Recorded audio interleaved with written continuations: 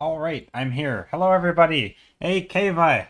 Welcome, welcome. Sophie, Koi. Hope you're all doing well. Alrighty, time to do more painting. Hey, Popcorn Girl. How are you? Where's my smudge glove? Oh, here it is. Okay, now I'm ready. I have my tea. Jake, hello. Skittle, hello. I have everything. So I decided I'm going to continue to do thumbnails for each of the colors that we did. I guess I can bring up the ones we did last stream. I had kind of forgotten about that. I don't think I'm going to use them though, but let's see. Copy image. I'll copy it. Can I do this? And I post it right there. So these were the thumbnails we did last stream, and of course it ended as this thing. And by ended I mean this is maybe as far as maybe I'll work on them more. I didn't end up working on this anymore, but I might end up working on it more. But these were the thumbnails that started it. And I'm going to cross off that one and continue to do more colored thumbnails today. And then we're going to vote. I'm not going to limit myself to one of each color, though. I'm just going to do any of them except purple. So that we don't vote on purple again. Because that's not allowed. No more purple thumbnails. Rest in peace. But yeah, how is everyone?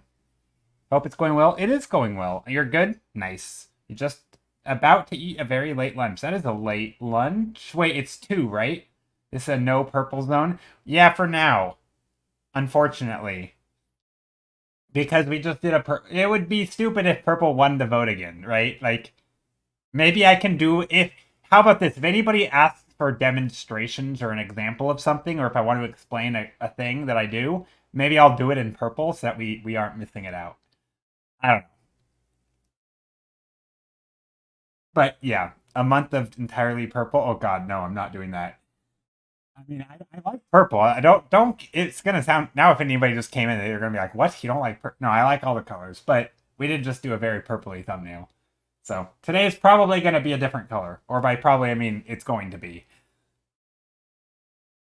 But yeah, Kava, welcome in, and everyone who is new here. I hope you're all doing well, and even if you're not new, I also hope you're doing well. That would be a weird thing to wish. Anyway, I'm gonna get started painting. And starting with blobs of color. Red is first. I'll do red. Red, orange, yellow, green. Just so I remind myself what I have to paint. Green and blue. There we go. Would that be like that time that you said red was a horrible color? Did I say that? I still don't believe it. Is it wrong for me to get annoyed at good artists drawing half-naked characters? Hmm. I don't know. I mean, it's okay. I feel like this is always a weird thing, right? Because there's always like part of me is like, you don't like it, don't watch it, right? But then on the other hand, it's like there is a lot of it. And on the other hand, artists should be able to draw whatever they want to draw. So I wouldn't so much get annoyed at the artists. I would get annoyed at I don't really feel like there's a blame, right? I think that is a I kind of feel you though. I mean, I think like I guess on a personal level, right? I always talk about this, how I have different standards for myself than other people. I don't think other people need to change their behavior, and I think other people can do whatever they want.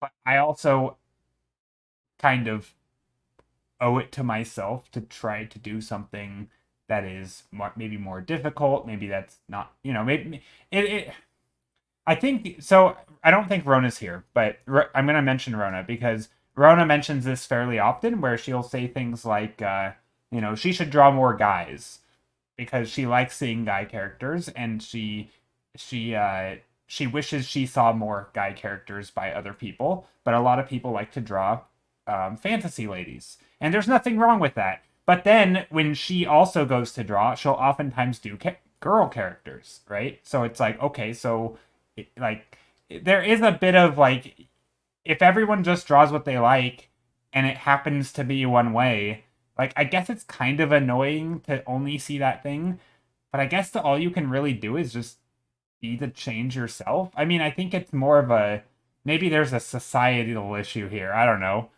where it's like we're just all convinced that's what we need to draw or something. I don't know. It's probably a little bit of everything, right? It's I think it's a hard problem because I don't think we should be asking other people to spend their time doing stuff they don't like to do. Like after all, it is art. We do it because we enjoy it. But yeah, no, I think it's totally okay. I don't think you have to like being surrounded by one thing constantly. I mean, that's undeniably annoying, right? I, I mean, I don't really get annoyed by it, I guess, because I do something different. I do, for the most part, draw what I want to draw. But I totally understand the frustration. Uh, welcome, Raiders. Dang, we haven't even started yet. All we've done is put color blobs on the page. It's a raid. Hi. How are you? Welcome, Raiders. Monotoma, I welcome in. Welcome, everyone. Hi, I'm Fong. Hello, Fong. I'm Joe. I'm gonna paint today. I haven't painted yet. I'm gonna do colored thumbnails again. We eliminated purple because we just did a purple thumbnail, so we're gonna do the other colors today. And I haven't started yet. I was just ranting about. I was responding to the question of, do you get annoyed when, what was the actual question? Something along the lines of, is it wrong for you to get annoyed at good artists pretty much only drawing half-naked characters? But yeah, I don't. Low-hanging fruit and a cheap voice to get some views. I see here, I don't think it's okay. So I didn't read the rest of your comment, Xevox. So I don't actually agree with it's a low-hanging fruit to get views. I actually don't agree with that. Because there's also more people doing it, right? This is like when people on Twitch say, "Oh, if I were just to draw anime characters, I would get more views." That's not true, because there's people who legitimately love drawing anime characters who are really good at it because that's all they ever do. Good luck competing with them, right? Like it's not it might have a bigger market share if you want to talk economics term, right? It might have a bigger market share, but there's also a whole lot more competition. So I don't know if it may or may not perfectly balance out. It probably doesn't. It might actually be worse for you in some weird twisted logic where they're so oversaturated and the few good artists rise to the top, or the few really good, I should say, or whatever, maybe just the popular ones. I don't think it's a totally fair statement to say a lot of people like it, therefore it's low hanging fruit. Because a lot of people like to draw it too, and not everybody's gonna be, Twitter famous or Instagram famous. So I don't know. I'm a little bit torn on that topic, but I think ultimately watch the stuff you like or draw the things you like, and I don't know. I guess if you really want to see something drawn, try to be the change yourself. I mean, I also get it. I don't think it's wrong to ask. Be like, hey, where's all the artists drawing whatever, right? Like, or where's the characters drawing, or the people drawing this thing? Anyway, I don't have a super hard stance on that. But I also kind of get it, where you kind of look around and you're like, man, I wish I saw more of other stuff, right? Like it would be nice if I saw some changes, but I don't hold it against any one artist. It's more of just like a climate thing. Everyone has a fave of what to draw, and there are people who do like to see certain types of drawings, and that's okay. Not support it comes to get work, and I respect that. I don't really see it. Yeah. Well, I guess what I'm saying is low hanging, maybe. Yeah, I think for me though, I do think it's okay though to like walk around and be like, man, sure be cool if I saw some art that isn't just the same thing over and over. And I get that, but I think that just falls into most of things people draw is not terribly inventive. Same for me. And it's also not terribly skillful, right? Most people are beginners to some degree. It's, I mean, what is that saying? 90% of everything sucks. I mean, it's kind of like that to me. It's not really about the majority here. I think it's more about find what you like. I don't know. It's a weird topic. I missed most of last stream. Well, this is what we did last stream. Haven't started today's stream because I've been so busy ranting. Also, for the Raiders, Monotoma, what were you working on? What were you doing? What were you arting on? Last shout out, Monotoma. I guess you may not have been arting. I feel like most people who rate us. Wait, you changed your name. It used to just be Toma. Or something. Now it's Monotoma. I see. Joe, wait, Joe, how you been? I've been good. I am well. Yeah, I changed it to, oh yeah, it used to be Tomazaki. Okay, yeah. I was like, the name sounds familiar, and it didn't show you as like a new person, like a new follower or anything. Okay, that makes sense.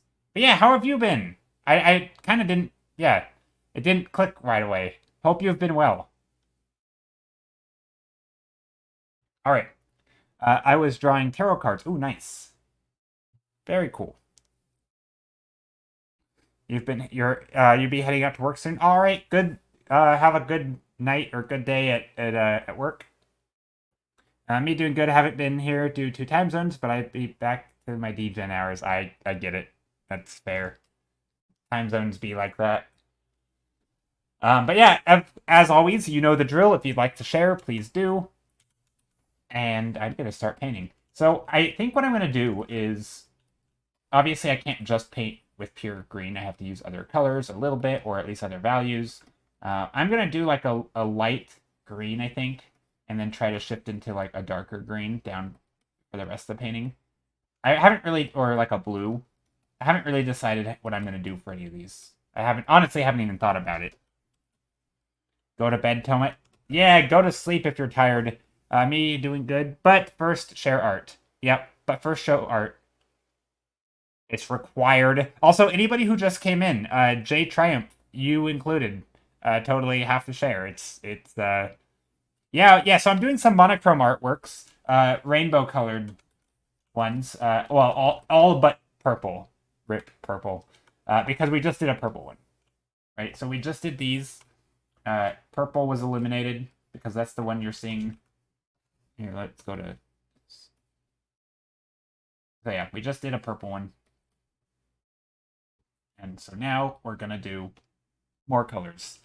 And yeah, we're going to figure out what these are. So I think for the blue one, we got to do something with water. We have to do, maybe some dark water or something. Maybe some also brighter colors. Some purples not purples, some like brighter blues. I think I'm going to stream. You're going to stream. Going to work on my newest spider Sona. Oh, very nice. It's 102 here. 102 time? 10 to? What? Probably 102. So 102 p.m. or is it 102 degrees? That's hot if you're in the U.S. Fahrenheit. Okay, gotcha. Yeah, that sounds toasty. I don't know what it is here, but it's probably getting up there. Hold on. I'm like putting the artwork up somewhere so I can copy a link. Yeah, no worries. No rush. If anyone wants to share, you can always drop a link. Yes, share art. My niche is drawing myself as a tiny... I love it. I like that. Drawing yourself as a tiny fairy. No, that is a cute fairy. I'll tell you what. That is amazing. I like this. That is fascinating. I like this. I feel like everything is so clean and simple, and it looks super nice. Also, you have like the super drop off in the focus. You got like the cans back there and all the stuff. I love it. That is a cool idea. I love that. Thank you for sharing. I'm not going to put it on the screen. I only typically put Raiders stuffs on the screen, just for reasons. Basically, I want to encourage anyone and everyone to share, and I don't want to slap someone's art up, maybe if they're not comfortable sharing or something. So I think it's just easier to do that. But yeah. Okay, Mesa says this is a friend with a art block who tries to get past it by doing abstracts. Oh wait, so is this not you? Is this your art or not? I'd prefer people mostly just share their own art at the moment. I like just seeing what other people in the community are doing. There is a ton of amazing art out there, and we could spend literally all day looking at other people's art. So, but yeah, they do look nice. We're just browsing through. But yeah, we should probably try to keep it to our. Oh, it's a collab. Okay, I see. Very nice. Yeah, I'm all for looking at all sorts of art, but yeah, I do definitely want to keep it to art that we've been doing. It's just I don't know. I feel like it makes it more of a community thing rather than just like look at this artist that I know or something. I don't know. Here's what you've been working on today. Ooh, this is beautiful. Toma, can I share this? Can I share this in on stream?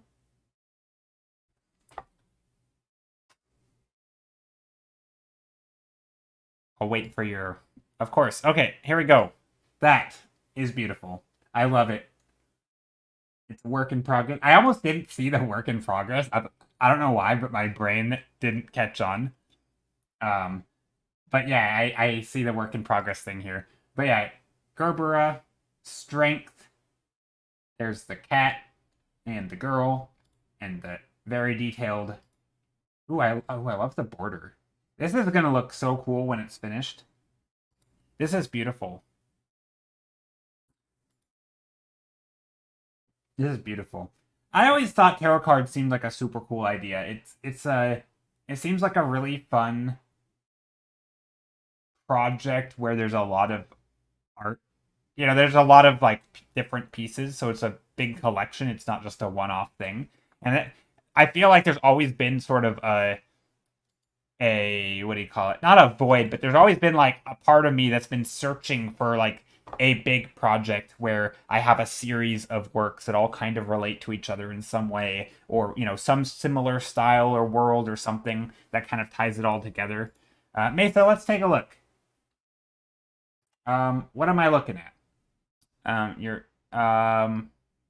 This is my newest piece. You call it the backup. Beautiful. Oh, that is beautiful. Beautiful backup image. Wonderful. Just a joke. I got it. All good. All good. Jokes have a tendency to go over my head. I'm pretty dense sometimes. But yeah, so I'm gonna work on some of these thumbnails. I don't really have an idea for what any of them are gonna be yet, other than environments, maybe with some architecture, and they're gonna be predominantly these main colors. So I am gonna try and figure out what I want to do here. But I'm gonna try to maybe elaborate on some of them last stream. So for example, this one was pretty decent, I think. I think blue was nice too. Here, we're actually gonna cut blue out and maybe use it again today. It's gonna be very tiny though, but it'll serve as a guide that we might work on. But I'm definitely thinking something with deserts for the orangey one, very sandy. Maybe we'll even get a little bit of non-orange in here.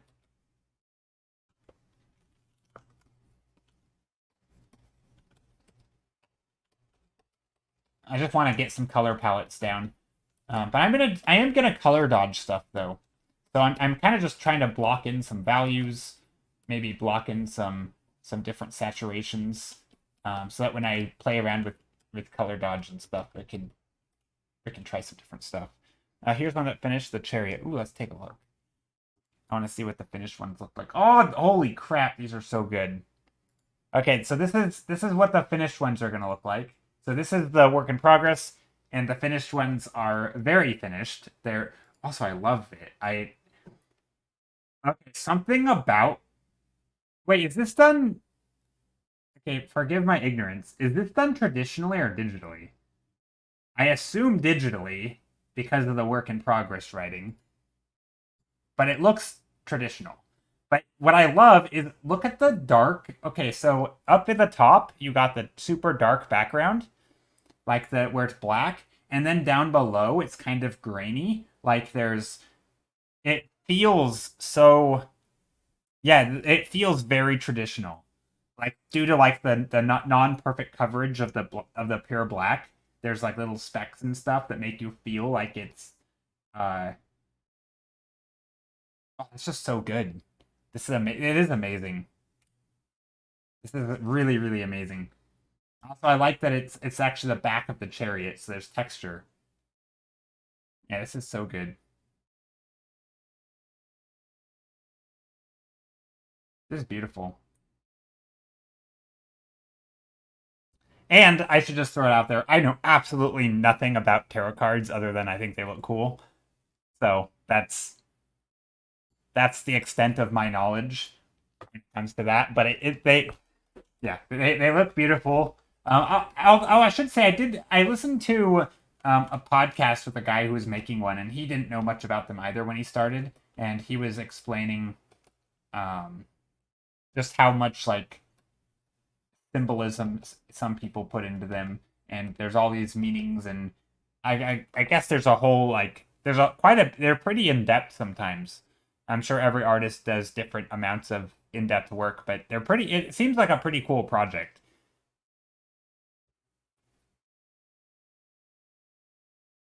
Sam, you know nothing as well. You think it looks cool though? It does look cool. It looks extremely cool. Yeah, but I love that I love that it's a project that kind of guides itself, so to speak. And what I mean by that, not to say that it's easy, but I mean it guides itself in the sense that there's kind of established like which cards are there, there's an established format, there's a set number of them, right? There's kind of these rules, and then you can design things to fit that in your style, and however you want. And I don't know. I think it's such a cool project. I'm always a little bit jealous when I see people doing tarot decks because I'm like, I want a project like that, but I don't have one. But also, I don't think I could stick to it long enough because I'd get bored and just find something else to do. Probably. I like to sketch on paper and then put that into a digital program. Yeah, that's a cool way to do it too. I've done that a few times, and every time I do it, I realize I'm always really proud of my traditional sketches until I scan them in and see them in digital, and I see like the framing of it, and I try to crop it, and oh my god, it always looks way worse for me. So I think now just I'm way more comfortable digitally, so everything I do tends to be digital. Um, I do Yeah, I like the idea of drawing traditionally and sketching and scanning them in. I think there's a lot of people who feel more comfortable sketching traditionally.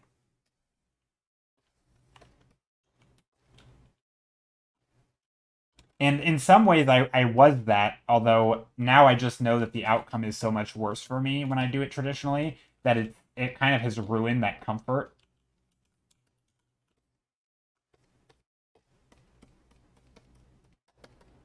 I'm just trying to slap in some orange, some colors, just basically anything to try to establish a color palette. We're definitely going to use some bright colors today. Kind of the theme. Joe, draw tarot cards with cats. Probably not tarot cards with cats. I don't think that's really my thing. But I do think it's a cool project. I definitely draw better on paper, but I prefer drawing digitally because of my own art goals. Okay, that makes sense. Yeah, that's totally reasonable. So yeah, I think the outcomes look better on digital for me when obviously not in these first few minutes of stream when I'm still drawing blobs, but you know what I mean. In general, the outcomes look better when I do digital, but the initial sketching, like especially if I'm using lines, I still feel more comfortable using lines on paper and pencil than I do digital, but I don't feel comfortable going from lines to colored. And so there isn't really a I don't really have a process that I'm comfortable with going from from sketching traditional two-colored, even if it's digital, right? Because even if I scan it in, I still then have to like color my drawings, and I don't really have a good way of doing that, right? Because I like to start out with big shapes of value and colors, or just value, sometimes black and white. Your current project is Endangered Animals art sets. That's very cool. I have to get back to it because D&D art is more time sensitive, but I'm excited to get back to it.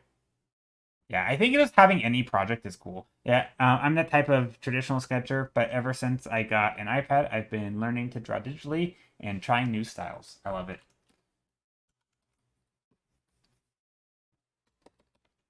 Okay, so let's. Oh, we didn't do anything here.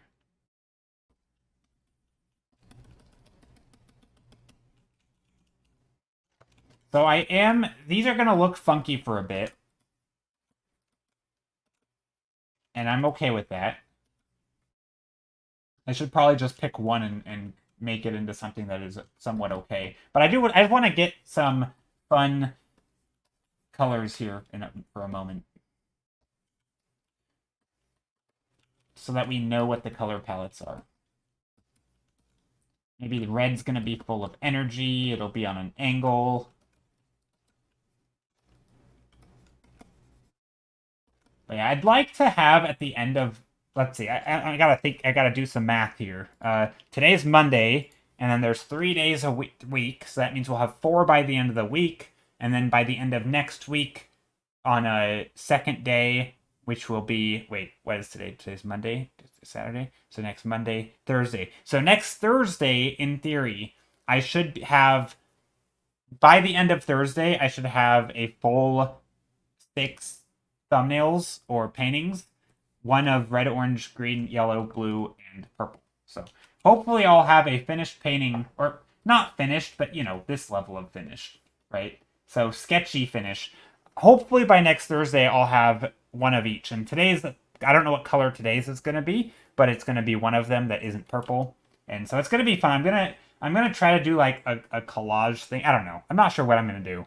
Maybe I'll make them all temples of some sort of like places of worship of some sort. So the yellow one could be like in a field.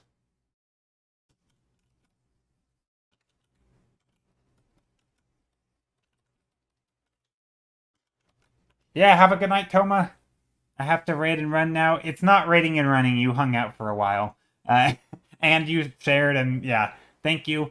Now my viewers are out to get me. Yeah, I don't know how long you streamed, but definitely go get some sleep. It's important. Night night, raiding and running. Yeah, it's not. I don't think that counts when you've hung out here for a while. Thank you for showing my art, and all best with the rest of your arts. Thank you. Blight Cake, hello. I didn't say a proper hello before. Alright, so I just want to sketch out some shapes. I'm thinking, I don't know, I kind of want this one, because it's yellow, it feels more like rolling fields, if you will. So I think I might go that direction. Where we get fields of gold of some sort. Very naturey. But I kind of want to introduce some greenish too, so maybe we'll do like yellow greens. Maybe there's some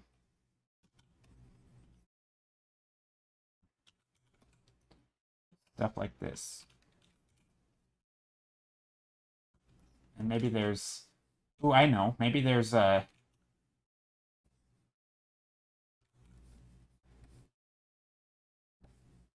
I have an idea.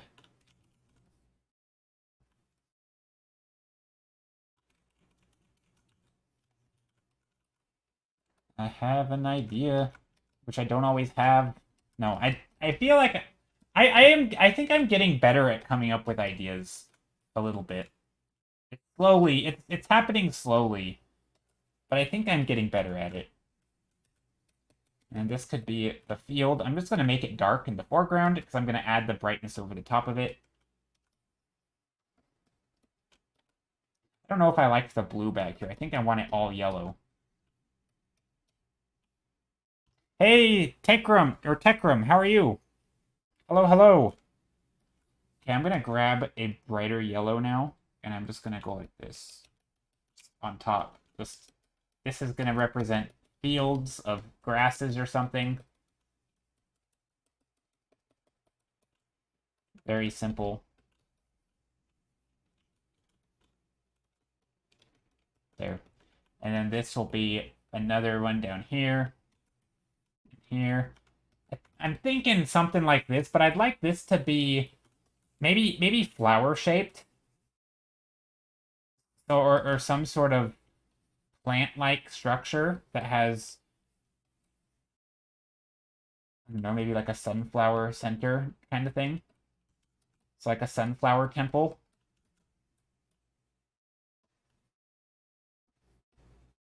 That could be a thing. Sunflower building of some sort. And then these could be sunflowers. Something like that could work. Does that work? Kinda. That could be a thing. Yeah, something like that. That sounds great. Yeah, I'm just trying to think of things that are, yellow and I might want to go with it. I also might want to zoom in. I'm not sure if I like the scale of that, but we'll have to see.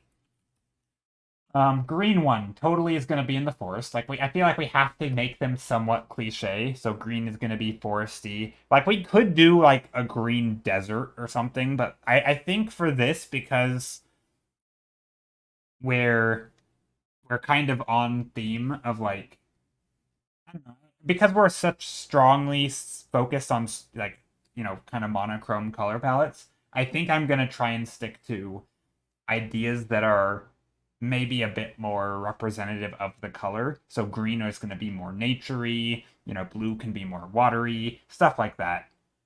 Because otherwise, I feel like, I don't know. I guess I don't have to. I could totally push it and go a different direction.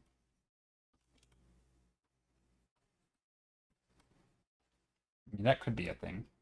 What did I do for green last time?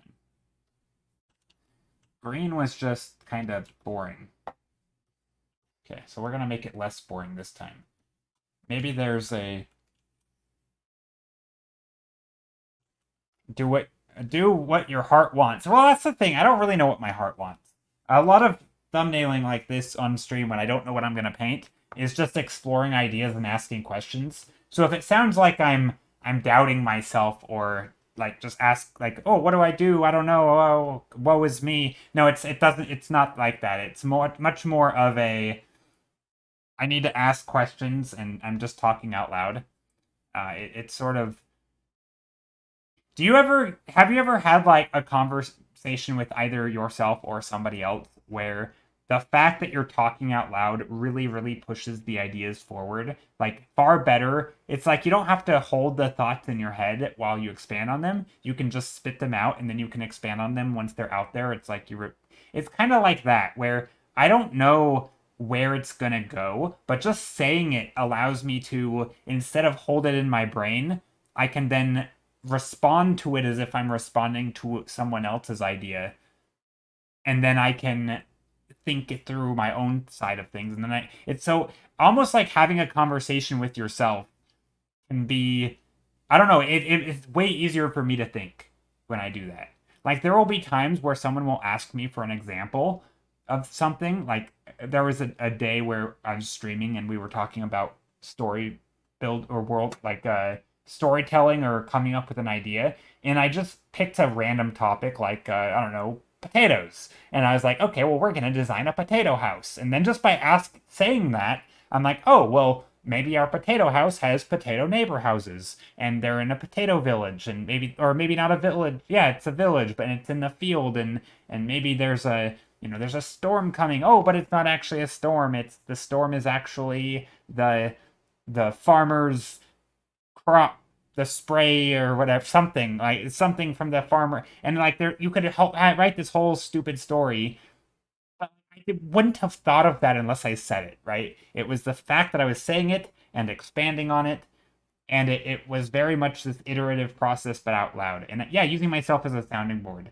Yeah, so I do that a lot. So I it does it may sound like it's me just being confused sometimes when I'm asking myself questions like, what am I doing? But it's not so much like a how am I doing it? It's more of a what am I doing? Like what do I want this to look like? Or what could this be? Like for example with the forest, I kind of don't want just tall up and down things. So I'm thinking maybe we're looking downward a little bit, and if we are looking downward, we'll want our horizon line up here a little higher, so that everything down below is, right. And so maybe this is, and the reason maybe we're looking down is because there's a lot of overgrowth all over, and we're kind of high up somehow, maybe in a tree. I don't know. Um, And then, so, down here we can see the tops of stuff. And then maybe down here is where the thing's gonna be. By the thing, what do I mean? I mean the temple. So maybe there's some sort of giant place that is.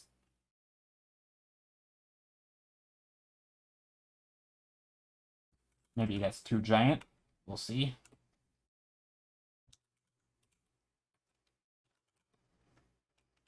Do I want it to be that angle? No, probably not. Maybe we're not looking up. Maybe we're looking down. Oh no, we're looking down. Sorry, did I say up? We're definitely looking down, but I don't know how far down. Using yourself as a yeah, exactly. Recently, I've been better at conveying points because I've been watching a lot of debates. Yeah, I enjoy watching debates. Although I will say, I think there is a I don't know what it is. I don't know when it's changed, but I feel like a lot of debates these days, or from what I've seen, it's almost like they're. So I don't know. Maybe does anyone know more about debates than me? So I'm trying to understand because when I think about debates, like I always thought of like the formal debate structure is like you're learning argumentation, right? And you're learning how to construct arguments and dissect arguments. But then I saw something where they were scoring their debates. It was like an actual debate, like competition thing. And they basically were intentionally using bad logic to make their points in hopes that their opponents wouldn't catch it.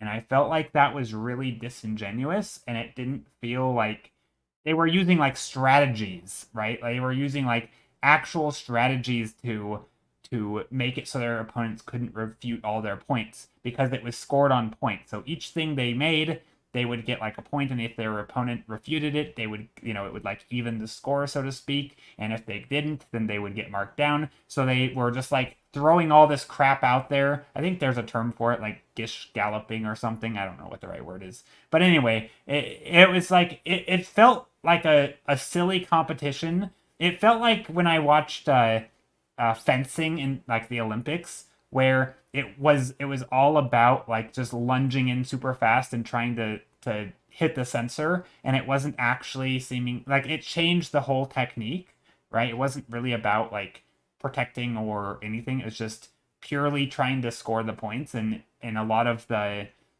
methods. No. I think I'm talking. Sorry, not fencing. It was taekwondo, I think, or one of those sports where you score points by hitting your opponent. But they were doing it in a way where some of the old like traditional techniques would be thrown out the window because their new goal was simply to hit their opponent faster than they hit them, and even if it would put them in danger, because getting the points is all that mattered because it was a competition. And it kind of reminded me of that, where it's like I love the idea of argumentation and making good points and dissecting arguments to understand them or where they went wrong, and learning about fallacies and basically just argumentation structures. And I love that stuff. I think it's great. But to see people who are really into it basically just throw all of that caution to the wind so that they can try to win points always felt a little disingenuous. Um, and it wasn't, and again, it's not like they were doing it in a real setting, and I think they were probably all fully aware what they were doing, but it was sort of like, this is the world we're in, where this is how you win the points, so I'm going to play by the new rules. and it kind of it felt kind of bad. So I don't know. I've always liked. I mean, I mentioned this even on stream. Now that I should be talking about painting. Um, Anytime there's like a hot button issue, whether it's in the art community or not or whatever, maybe it's political. Who knows? There's always gonna be bad arguments, right? No matter what side of the debate you're on, there's always going to be bad arguments. And that always just drove me insane to see people who I agreed with in theory using bad arguments, because I always felt like it made my position weaker when other people automatically assume that I hold that belief too because I have the same conclusion. Like I might have a conclusion that, AI needs to be more regulated, right? But then suddenly you assume that I have all of the opinions and beliefs that someone who has terrible arguments for that conclusion, right? Whereas I might have my own set of arguments that aren't as bad. And it always drove me insane. And it still does to this day. Seeing people not just make bad arguments, but arguments that are literally like just fallacious, right? There's no basis for the logic. Like their premises do not point at the conclusion at all. Like it's just they're not even connected, and yet they draw these erroneous conclusions, and it's always made me a little bit annoyed and triggered a little bit. Maybe not triggered. Triggered is not the right word, but you know what I mean. It's just, yeah, it's always been a thing.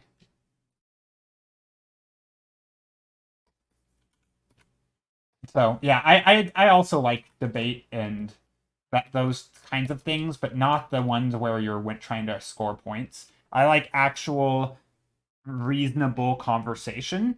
So I guess I wouldn't even talk about it as debate. I would talk about it as conversation. I like people who are using logic in conversation to discuss ideas and not try to win an argument, because winning doesn't mean that you're right. It just means that your opponent couldn't respond. So I like it when both sides are growing together, right? Like the idea of bouncing off ideas, talking about a thing, challenging each other, and even if you don't agree at the end of it, you can still say like, "Oh, well, I learned something about, maybe I made my own view stronger, or maybe I made, maybe I understand my opponent's views better." Or not opponent, but you know what I mean, the conversation partner's views. So like I don't like the idea of thinking of a debate as trying to win. I think it is like discussing an idea and trying to get to the bottom of what is best, right? Like, I mean, I guess if you were to put this in an art sense, right? If you were to say, I'm drawing a picture, here's my painting, I don't want someone to argue with me about why their painting is perfect, right? It's more about we want to both understand how to make it better, right? It's not about being right. It's about like you can justify your your decisions, right? That's good. And you can make arguments for it, but also being able to poke holes in your own arguments and seeing where I think that kind of thing is what I really like, because it just feels like it's a way to think better, and it has nothing to do with winning an argument. Ryland dear, how are you? I don't know why I said your name like that.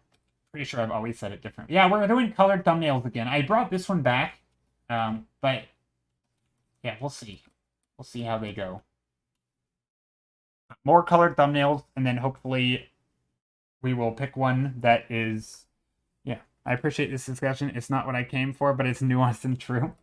Yeah, sorry. I randomly trail off into stuff, but yeah, and I don't know. I guess to me the topic that we're talking about though is super relevant to art, because there's always these discussions around AI or anything, right? Whether it's some new tool or it's you know companies doing things that maybe you don't agree with, and you're trying to talk about it or take a side or not take a side. But I feel like there's just a lot of lack of nuance and good discussion around things. And again, I know this is like old me is just being like, oh, it's these social media problem, but I don't even really think that.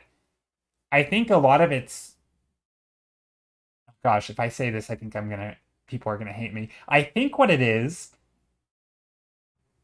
that I think it's a younger. Well, no, it's not younger generation because the older generation have terrible views too. I don't know. I'm not sure what it is. I was gonna say it's maybe like a you know if you have a lot of people maybe on the internet talking and maybe they're not like I don't know what it is. I have no idea.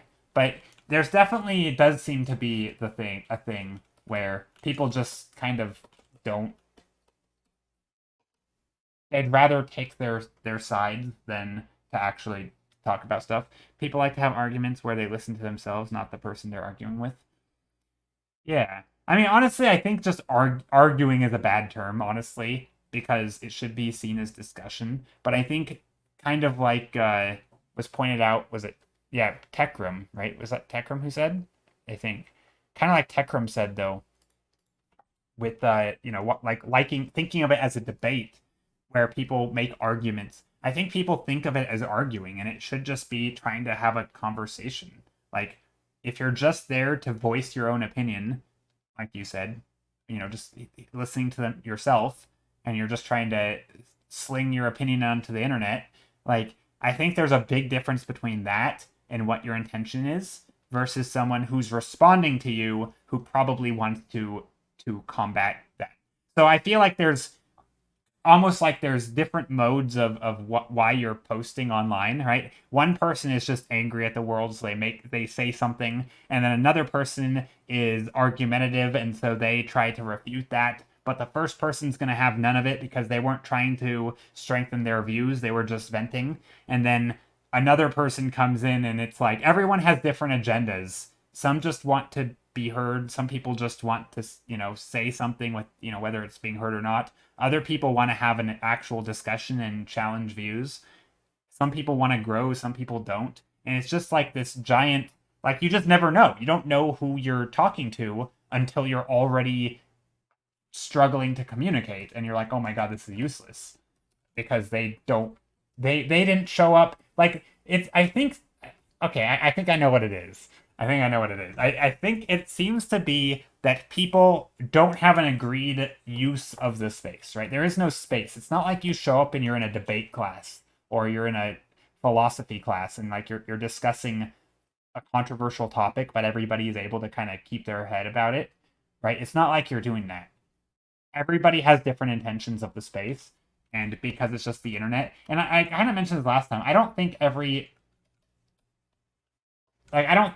Twitter, for example, has to be a place where you have deep conversations, right? I don't think that. But yeah, there's no established rules of engagement. Yeah, it's probably pretty. People like having arguments where they listen to themselves, not the person they're arguing. Yeah. Problem with humans of any size that innately none of us want to be proven wrong, so it's kind of hard to stifle that. Yeah, but it's funny. There totally are circles where people sort of create a culture of being proven wrong, right? There are critique communities where there's sort of a everyone's sort of been humiliated or humbled in some way, and where they just kind of stop caring about it too much. And I've heard, and this is going to sound super like podcasty bro about me because I'm going to mention a thing that I've never done, never intend to do, and honestly don't care about. But I've heard that people talk about that in like fighting and like jujitsu and stuff, that people talk a lot about sort of this idea that when you enter into this thing, when you're a beginner, you basically learn very fast that you are terrible and your ego like not only does it not help, it can actively get in the way, and you realize that very fast when you're literally on the mat, like, almost dying or something. And I thought that's just a good analogy because there are totally scenarios where people absolutely do sort of like the community itself is sort of puts you into this mindset of, you're there to improve and get better, right? It's not about pretending you know what you're talking about because you can get called out. And I think some art communities have that where they're very critique focused. I think obviously with that example I just gave, there's other things that I think there are communities, right? There are circles where there's sort of a set of rules of engagement, so to speak, um, like Rylander said. but I don't know. It is hard. Like in a place like this, for example, what does that mean? The goal tends to be winning or maybe compromise in huge public spaces like Twitter or meet space real world settings. Meet space, I love it. Meet space real world settings. But in small groups where everyone is invested in one another, it is possible to actually collaborate uh, towards the same goal rather than wait. But in small groups where everyone is invested in another, it is possible to actually yeah, I agree. And I think this is why, or one of the reasons why things like social media can be super toxic is because you kind of forget that people actually are pretty reasonable in small spaces and in a one-on-one situation where you can actually relate to somebody or talk to somebody. And I think for the most part people do can't like they can come together. Not always, right? There are clearly people, especially online, if you were to take them out of their online area and you were to try and put them all in a room, they would be horrible. But I think for the most part, people are pretty good about that. Like I don't think we're. I mean, I do think there's some probably innate trait in us that is makes us sort of be more tribalistic and not a not wanting to be wrong and all that kind of thing. Lots of ego, but I do think on the most part people can be pretty reasonable. And yeah, like you said, in smaller settings for sure. Yeah. I don't know if it's ego, it's more of the idea that they have been drilled into them all their lives. Essentially being proven wrong is scary to them. I mean, I think being proven wrong is scary anyway, though. I think there's always going to be a discomfort with knowing that you're wrong or that you could be wrong. And knowing that maybe the work you did is now not correct or that thinking of it as, I mean, I think you're kind of right. It probably is a mostly mindset in the sense that like obviously the difference between an artist who works for 4 hours and deletes their own work versus someone who works for 4 hours, has their work deleted and think, oh my god, that was all a waste, right? Like there's a big difference between a person who immediately views that as, wow, I learned so much, that was a really good session of painting, I had a lot of fun, versus, oh my god, it's all gone, it's what a totally wasted of time or totally waste of time, right? There's a big difference between those two mindsets, despite the outcome being the same. And I do think there is a bit of that. I don't know. I'm not a psychologist. I don't. I mean, I try to read a lot of psychology, but it, yeah, it's, yeah, I mean, I think it's a multifaceted issue, right? It's never just one thing.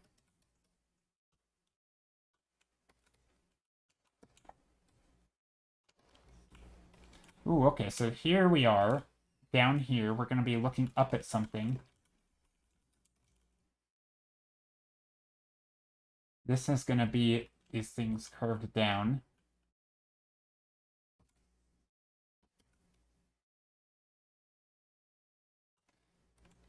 Let's see, do we want to be looking up or down? I feel like upward would make more sense. Let's do that. Let's look upward. Let's change the direction of these perspective lines. Do you have a theme today? I do have a theme today. Hey, that's a colorful page. Yes, so I do have a theme today. The theme is rainbow colors: red, orange, yellow, green, blue, and well, purple, which was this. That was from last stream.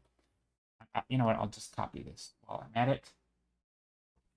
Copy, paste, make way tinier, slap it down here. So yeah, it's rainbow colors today. Of just yeah, basically I illuminated purple though, because we're not gonna do another purple one, and then we're gonna just do a bunch until we have one of each of the colors. So like today maybe will be, you know, uh, yellow or something, and then the other days will be the other colors. But yeah, I'm trying to do a thumbnail of each of the remaining colors today. That's sort of the plan. But anyway, we should probably focus on art. We kind of got a little philosophical and social media discussion-y, Twittery there for a bit. Prism Day. Yeah, Prism-ish Day. Exactly. I guess you could call it Prism Day. Um, but yeah, we should probably focus on art. I mean, I think it relates to art, though, and it relates to especially with, like, taking critiques. I think critiques is a good sort of not counterpoint, uh, Jewel, Tony. Yeah, very, yeah, I mean, they're very saturated for sure. But yeah, on the topic of like being humble and not trying to always win, I do think critiques are a good example of that, where some people definitely don't take critiques well, and other people do, and some settings are better for it than others. And I think that's something that I think most artists would want to be really good at, but then they face the sort of critique or whatever, or they face someone being maybe a little bit judgmental, and then they take it very personally. And it's like I think everyone would agree that going in to a point where you're going to talk about your art, you'd want to not take it personally, but then you still do anyway. And I think there's a lot of, I think it's a hard mode to get into. And I don't think it's as easy as just saying, I want to not care about what people say. Because the fact is, you will care, probably, right? At first, unless you've done this before or something. And I think that's a hard thing. And same for giving critiques, right? People sometimes don't want to upset or offend, and so they don't actually give good advice because they're kind of they're afraid of the fallback if someone does respond wrong or the fallout. So I think there's just a lot of weird stuff like that. I don't know. Maybe. Also, I have my tea that I haven't drank yet. I should probably drink some tea. So this is definitely what. Okay, so I'm thinking. I just made this look like a. Okay, well I'm gonna do something. I'm going to change the colors. I'm gonna make this orange because this one gives me like desert sunken city vibes. How do I do this, by the way? Whatever. That's orange. Kind of orange. And then I'm going to do an overlay. Get some orange in there. Maybe the orange has like brighter up top, or it's more yellow.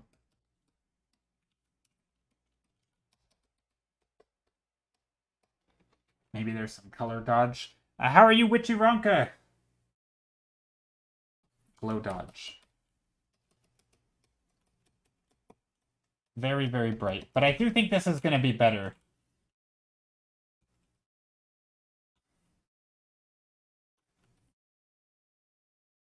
I feel like that's much better than the current orange one we have. And I don't think it fit red very well.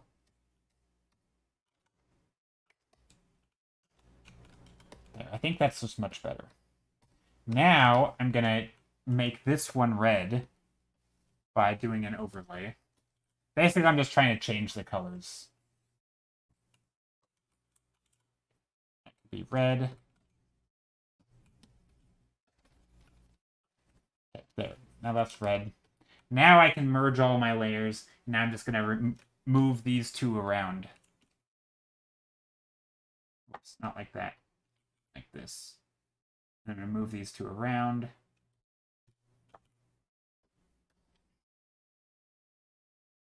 Let's go like this. Cut, paste.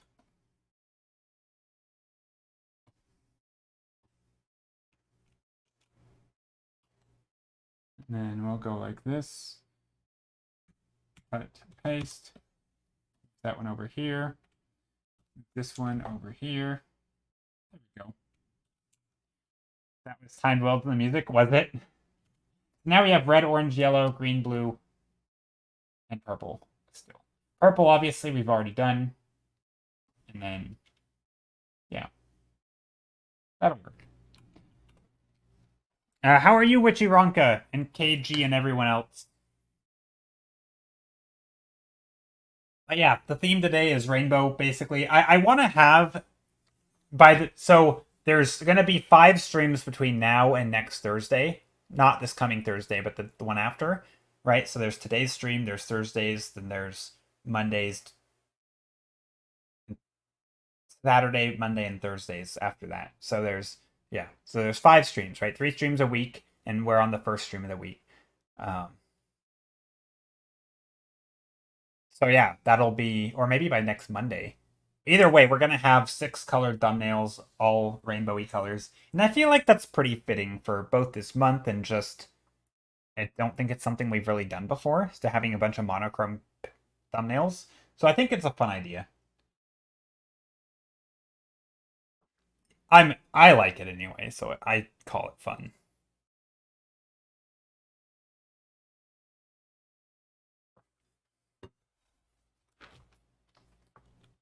But I think this second thumbnail here is gonna be okay. It's gonna be okay. Let's make it a little more orangey. These little structures can have little shapes. I don't think I want them to be totally symmetrical though. That's something I want to not do, is have perfectly symmetrical paintings. I feel like it's just a better exercise to not do symmetrical stuff. So last stream we would have one option for voting. Well, not necessarily. Not necessarily. I can do so kind of like today, right? I might even have 2 blue thumbnails, right? So it might be the case that the last stream I'll do a whole batch of thumbnails all of the same color. I don't know. I haven't decided yet how it's going to be. Or maybe, yeah, I don't know. I mean, it's a thing we'll have to figure out when we get there. But it doesn't necessarily mean that we have to only have one option for voting. Not very democratic that way.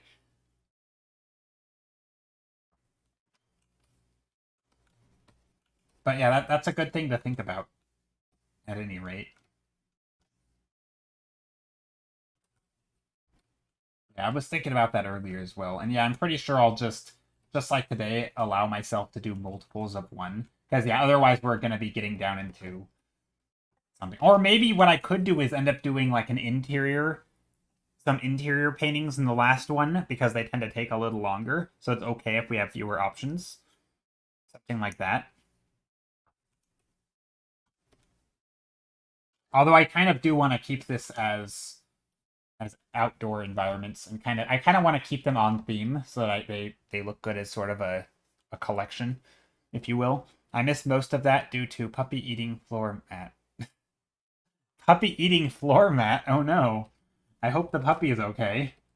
That doesn't sound nutritious or delicious.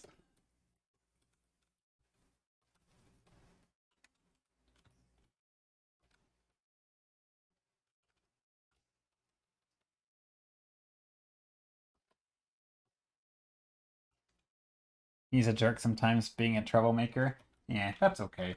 He's probably cute. Puppies tend to be cute.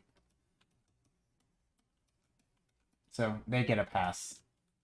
I feel like any animal that is just adorable gets yeah, they get a pass for being a jerk a little bit. Like you can still, you gotta make sure you let them know what is okay and not okay, because that's how they become trained.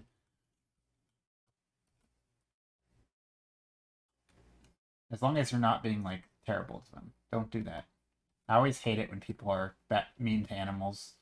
I mean, I don't like it when people are mean to other humans either, but like, I don't know, something about people being mean to animals. Are you referencing any particular image inspiration vision here, or just seeing what shapes? Yeah, just seeing what shapes come out right now. Trying to just, yeah, design a space, trying to make it feel kind of 3-dimensional, and yeah, explore some shapes, explore ideas a little bit. So like some things like this, I'm not really liking the shape here. I feel like maybe it should be off-centered or something. I don't know. Or more complex shapes, so there could be something in here where it's more, just more complex shape. I don't know. But yeah, I am just exploring shapes, and then from here we will go further. So for example, in last stream, in this thumbnail, like I didn't really know exactly what this was going to be. It kind of looked like a temple. We actually stuck pretty darn close to the thumbnail. But it ended up looking like this. So we did change some stuff, but for the most part, it stayed the same. And today's kind of going to be the same, where I don't know if things are going to change. For example, if we would have gone with this one last stream, it probably would have probably would have changed drastically, because I don't like the composition. I think it's kind of boring right now. And so a lot of it's going to be playing around with shapes and mood. I kind of think that I want some sort of temple-y thing or structured, or yeah, I see a specific property location in the purple one. Really? What did you see in that one? Because I was doing that without any reference at all. I did grab some pillar references later on in the day.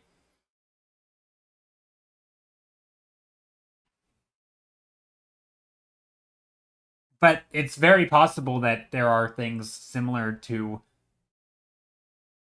Nia Neolotha from World of Warcraft. It's the colors and shapes. Oh, interesting. I played World of Warcraft when it came out, like what, 20 years ago or something. I made it to level 60, or did I stop at 59? I played it for a little bit. I don't think I don't definitely don't know the name of it, but I don't think I ever saw it. It's possible. Um, Honestly, it wouldn't surprise me if it was similar to stuff, because one, I feel like I have seen a lot of things, but I don't think I've ever seen that in particular. But I will say I don't think lots of pillars is terribly unique of an idea. It's pronounced Naolotha. Okay. Yeah. Like I don't think it's a terribly unique idea, and also the super saturated purple thing is totally a thing World of Warcraft does a lot of, which that definitely didn't have an influence on it because I was literally just doing color blobs. Um, but yeah, I'm kind of just making shapes for the most part and things that are seem cool. This one literally just spawned from me doing color dodge in a. Oh, so on this thumbnail, it literally spawned from me doing color dodge on like this purpley temple thing, and then I was like, "Oh, that looks cool." And then I'm like, "Oh, well, the horizon line is kind of here, so it would look cool if we had pillars." And that's basically how that came into being. But yeah, that's interesting. It's not that unique in Cthulhu type aesthetic. Yeah, why didn't would I call it Cthulhu aesthetic? I was thinking more of just like some spooky underworld temple kind of. I mean, maybe like, and again, I took like random columns. I used a little bit of references. Now I'm curious. I gotta Google this thing. Let me Google.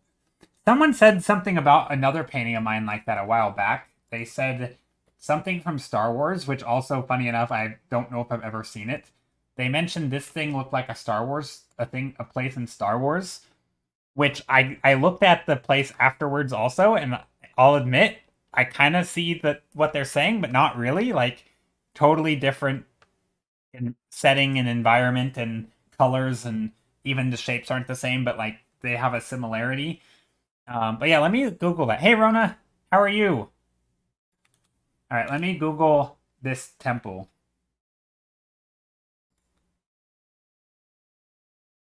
I mean, it's similar-ish, kinda, sorta.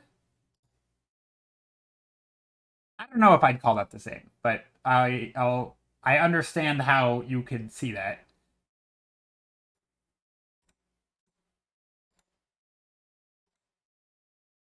Assuming this is the thing, is this the thing? Hold on, no, not that.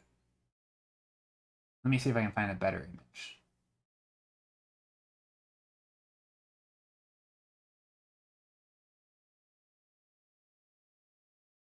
Not the same, but the colors and shapes. Yeah, yeah, it kind of has a similar color and shape thing. This is the image I saw.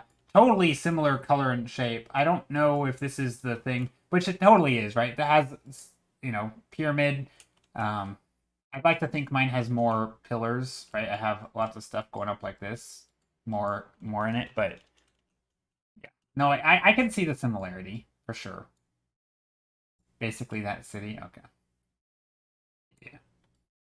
Never been there. Haven't played Warcraft in many years. I'm back and I have pizza. What did I miss? Oh, just me being called out for plagiarism. No, I'm just kidding. No, just the similarity between this and World of Warcraft temple that looks like some like a like a World of Warcraft city, which it totally. No, I was joking. I was joking. Starsworn.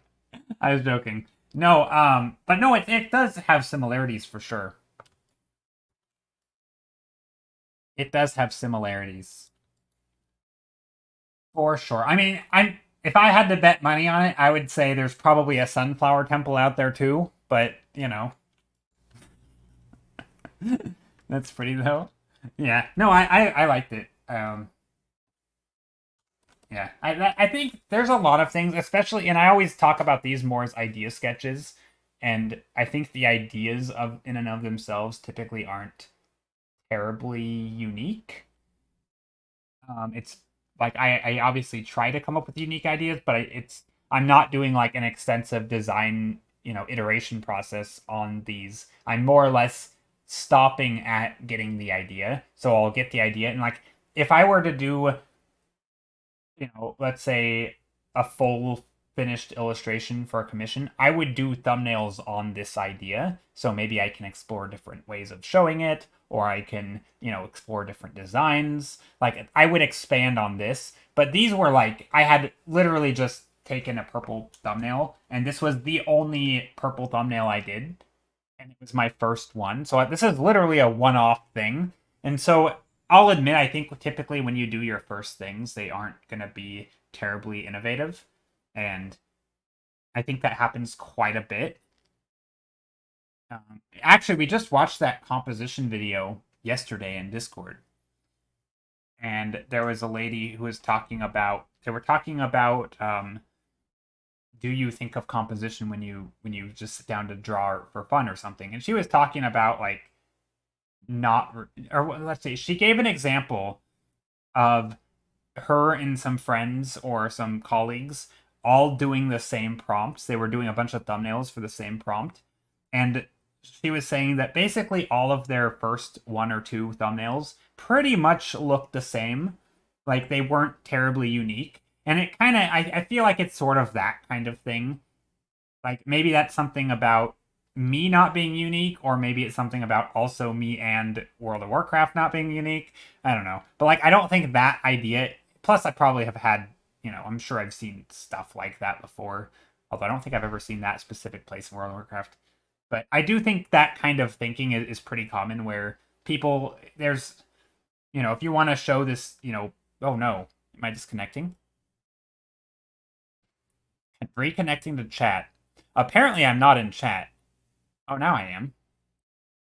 What happened? Am I here? Hello? Hello? Did I disconnect? Is my stream dead? Am I talking to the void? No. I don't even know.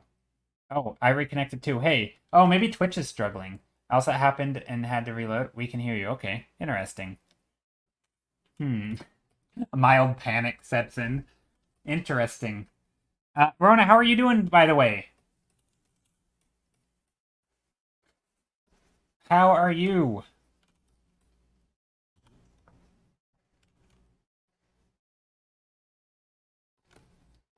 How goes your evening? Okay, so I want this one to be a little underwatery, I think, because it just makes sense, right? Underwater makes sense, or if not underwater, have lakes and stuff. Like it needs to have a good amount of water. That's all I know.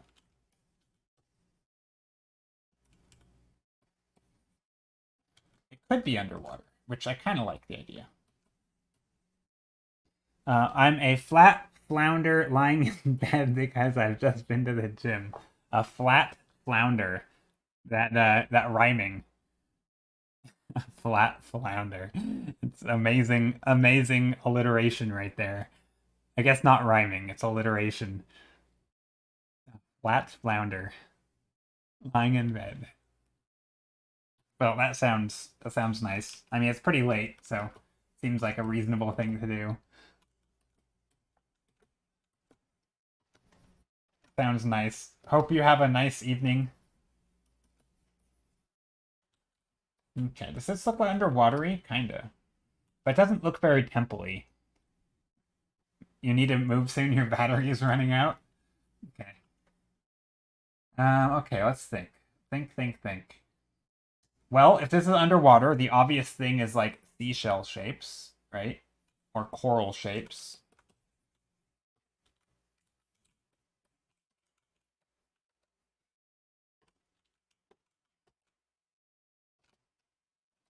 Maybe little fishes.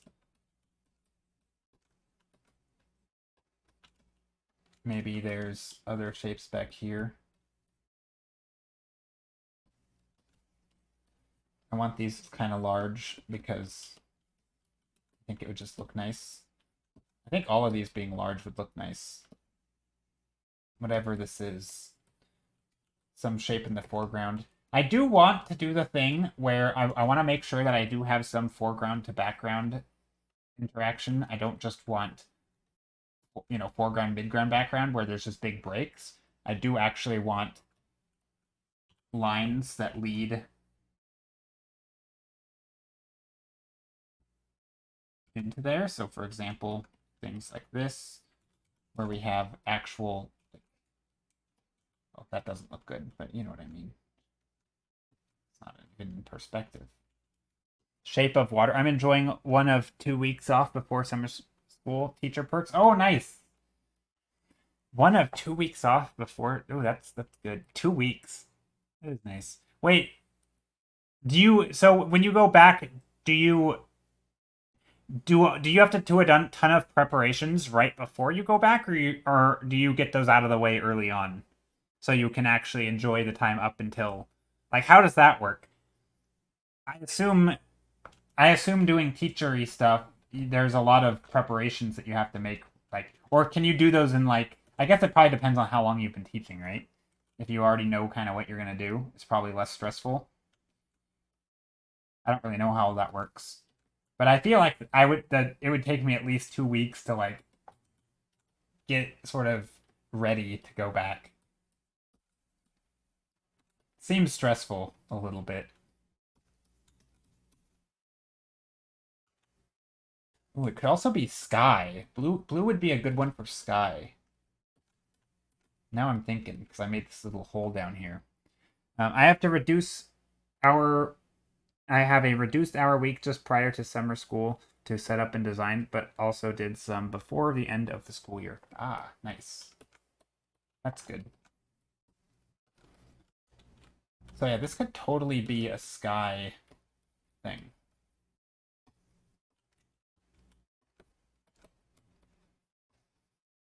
Sky temple. We're getting kind of fantasy or sci-fi in here almost.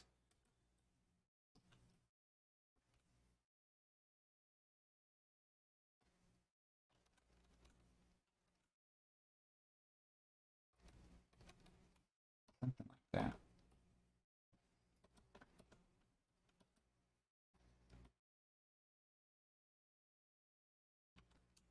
See, now I'm thinking this could be like we could actually focus on the design here, where this is going to be our eye level, so these actually have to be rounded like this. This has to be straight.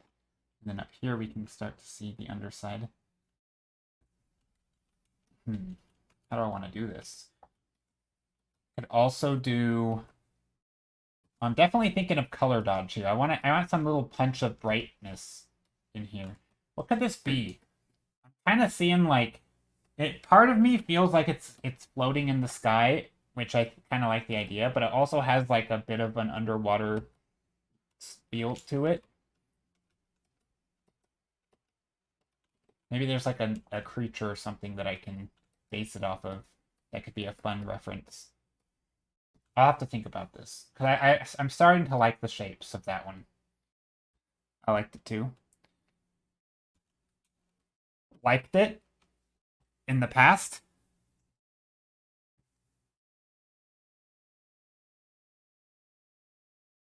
Did I ruin it? What did I do? Oh no. I feel like whenever Rona's like, I like something that you're doing, and then it lasts for like 2 seconds, and I ruin it. It's pretty standard on stream. Or even sometimes the delay will will strike where Rona will be like, "Oh, I really like the colors," and in the 30 seconds that there's a delay, I've already changed the colors. Oh, you. Oh, I see. Can I always look at the timestamp?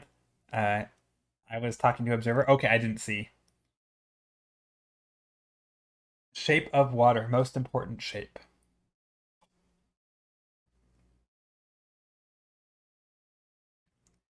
Rona's talking about shape. Yeah, I missed it. I went over my head.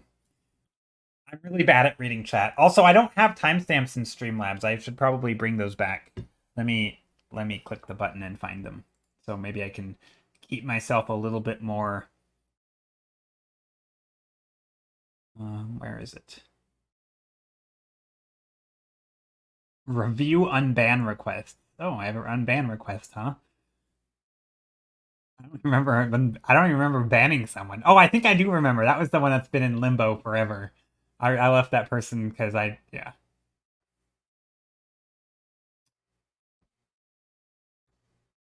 Yeah, I saw Shape of Water. It was a good movie.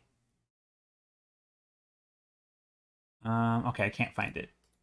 Whatever. I'll just pretend it doesn't exist for now. I'm sure it's there somewhere.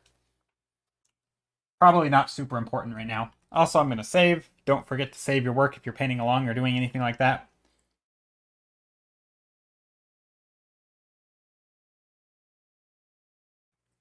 I'm still trying to think of what red would be. Like, what environment type would red be? Like, I guess mountains, like Magic the Gathering style. Get some red rocks and mountainous terrain, whereas orange is more sandy. Lava. Could be lava. True. Could be very molten. It's not a bad idea. I feel like we just did a molten temple at some point.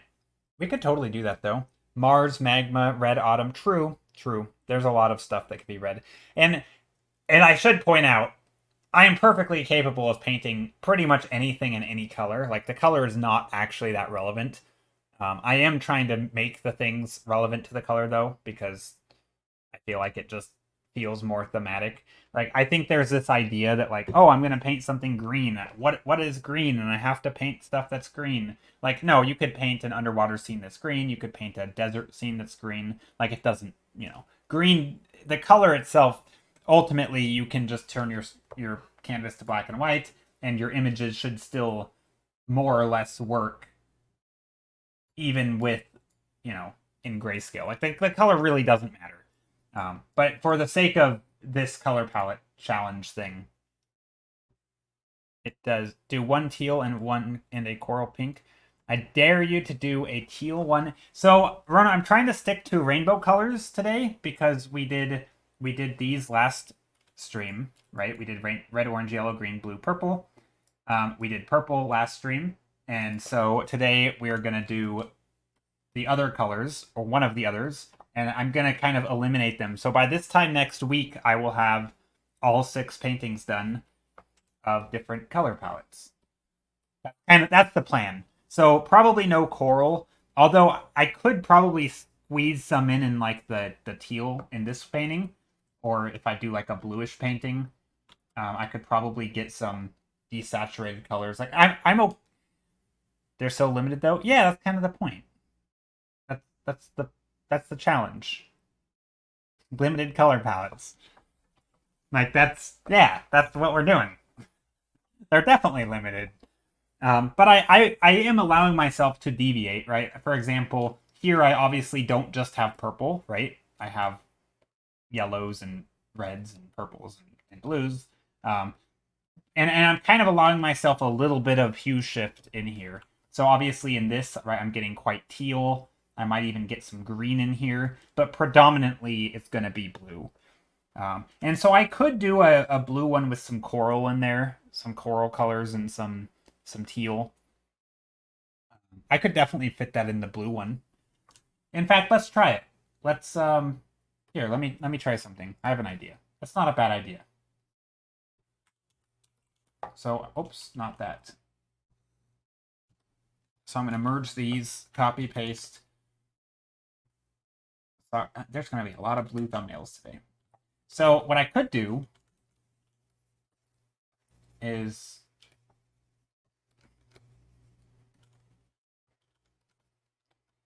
take this, shift it into different colors, shift into the pinks. And I could totally have like a coral color in the blue. That emote, Rona. Yeah, rainbowy colors. So yeah, I could do something like this where you have slightly different colors, but they're kind of still overwhelmingly this painting's still blue.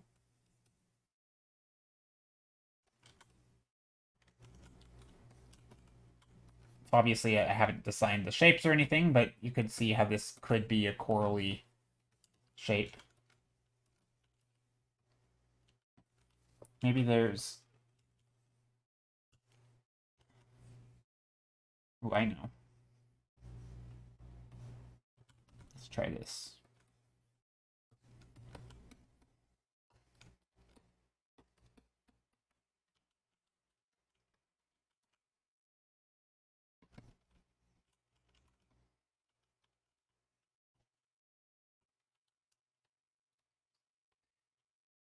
That's cool. I like number 8. Thanks. As you say it, I do these major change.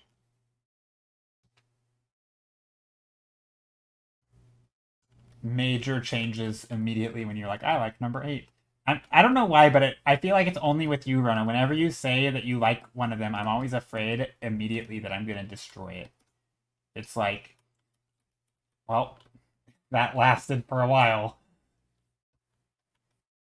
Okay, this one, though, I do feel like I could move this a little bit over here. Nah, you just do you. No, I mean, obviously, I am doing me, but I also, I don't know, it's just funny. I'm always, like, it's always the thing that I'm working on when you comment. It's like I'm actively working on rearranging the composition. You're like, oh, I really like the shapes. Or I'm actively working on uh something, and then you're like, you should do this, and it's always just very, I don't know, it's funny. It makes me laugh a little bit.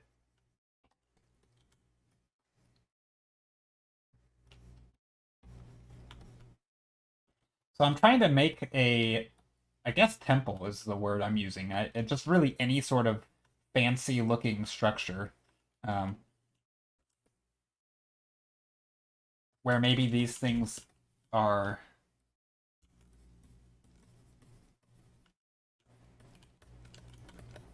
Yeah, I'm not sure actually quite what I'm doing here.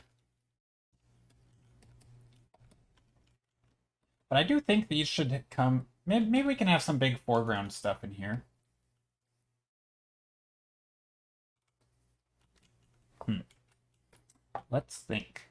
I do like the coral, though. I do like the corally colors, and I think in limited amounts they could be really good.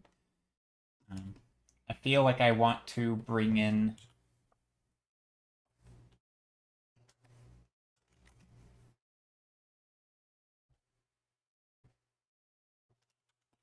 some darker shapes down here.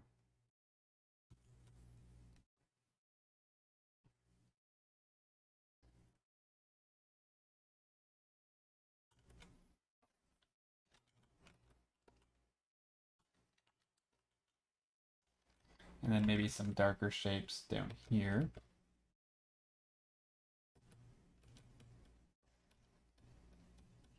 Trying to add some depth into this space.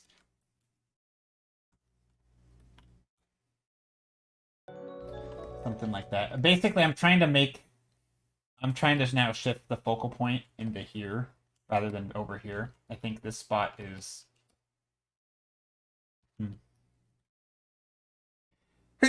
Excuse me. Luvathor.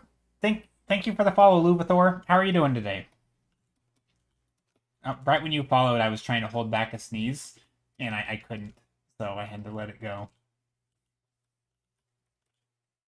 So yeah, maybe this is underwatery. We get this little blue things. It's very blue, but also I think this could work for the blue color palette. Something like that. I'm not sure if that doesn't look very temple-y, though.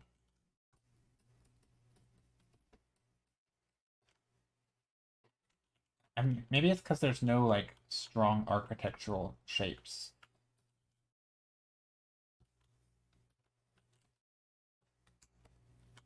I'm gonna put some little... This is also where references will come in. I guess as long as... Maybe I can just focus on a silhouette right now. That's what I'll do. I'm gonna make a silhouette. And then I'll worry about... I'll worry about the actual design if we pick it. Although it is less likely to win a vote if it's not figured out. But there's gonna be something there. I'm feeling it. Maybe some caustics on the ground just to imply that there are underwater.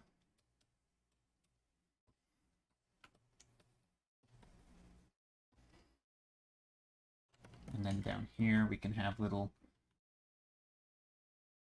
things like that.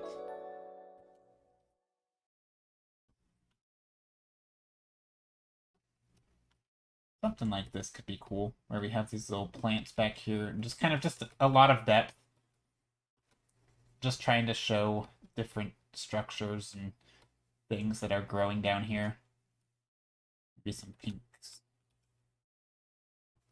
It's not super important that it looks perfect. Again, just trying to get an idea across. Gesundheit. Oh, thank you. What about glow dodge? No, probably not. It's a little glow back here.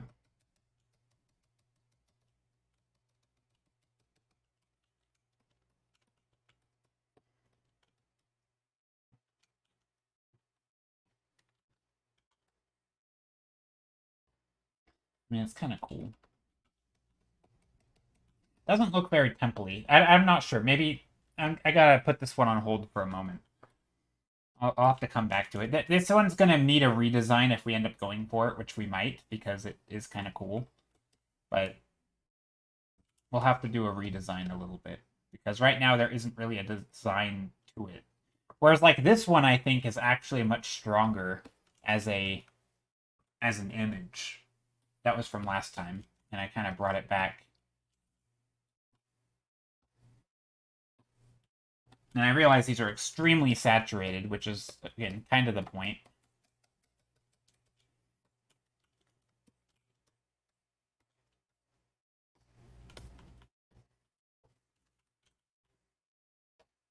It also might be competing if we have multiple blue thumbnails. Also, it's really hot in my apartment.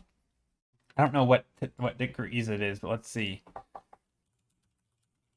Let's see what Google has to say. 80, oh, it's only 89 or 83 right now, which is also 19 Celsius.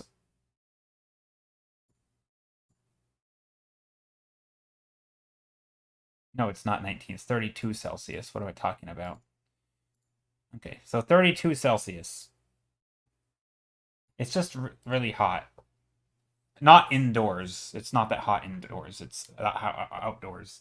But pretty hot indoors because I don't have air conditioning on. Your room is 32C? Dang, my room is all... Your room is 32C. Ooh, that's hot. Oh yeah, Skittle, you don't have air conditioning. Yeah, I don't know how hot my room is. It's honestly probably about that hot outside.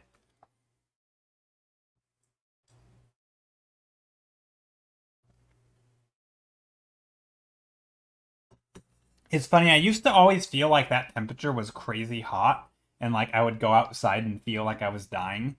But now it's like there will be days where I'll go outside and it's like, oh, it's actually not that bad out right now. And then I realize, oh wait, it actually is this hot though. It's just I've been inside of a hot place all this time. So it's like my body, I'm just have gotten used to the super hot indoor temperature. So when I go out into the hot outdoor temperature, I'm like, oh, this isn't too bad. It's kind of silly. But our house will retain the heat, and my computer has been on all day. Yeah, that's how I feel, Skittle. Is the heat building up on the inside because of computer and body heat. We're just like heat producing machines. Okay, let's think about how to. You know what? I almost feel like this one of these two would look better as green. This one would look better as green. Okay, I'm gonna do something. I'm gonna take number 5, and I'm just gonna color shift it. I'm sort of making these paintings without regard too much to the color. Like, I'm not like, oh, that's not right. So I'm obviously painting in colors, but because the colors are monochrome, I'm kind of thinking of them as black and white in some ways. Like, I'm just, thinking of values a little bit. And so here, if I go hue, I can shift this into greens.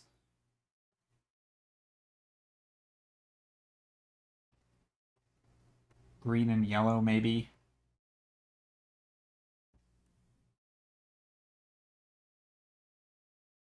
I want the yellow to stay pretty green, though. There we go. Let's go with that. There. Now even the yellow is still a yellow-green. And this can be a blue-green. There we go.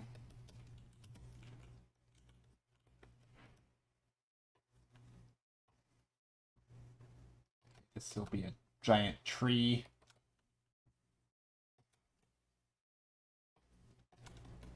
Maybe there's some foreground stuff going on. Maybe this one will just do a classic foreground, midground, background environment here. And work our way in. Sometimes I feel like this process is not super exciting for people because it's kind of, sometimes it feels really slow and then the image kind of pops together all at once. And so it's not like a Bob Ross painting where he starts at the top of the painting and just paints his way down, and by the time he gets to the bottom, it's finished. Like, I don't do that, and so I feel like there is an element of like, it almost just looks like I'm scribbling until something kind of starts to work, and then it's like, oh, now the illusion is clicking. Which is fun for me, but I don't think it's as exciting for others. Oops.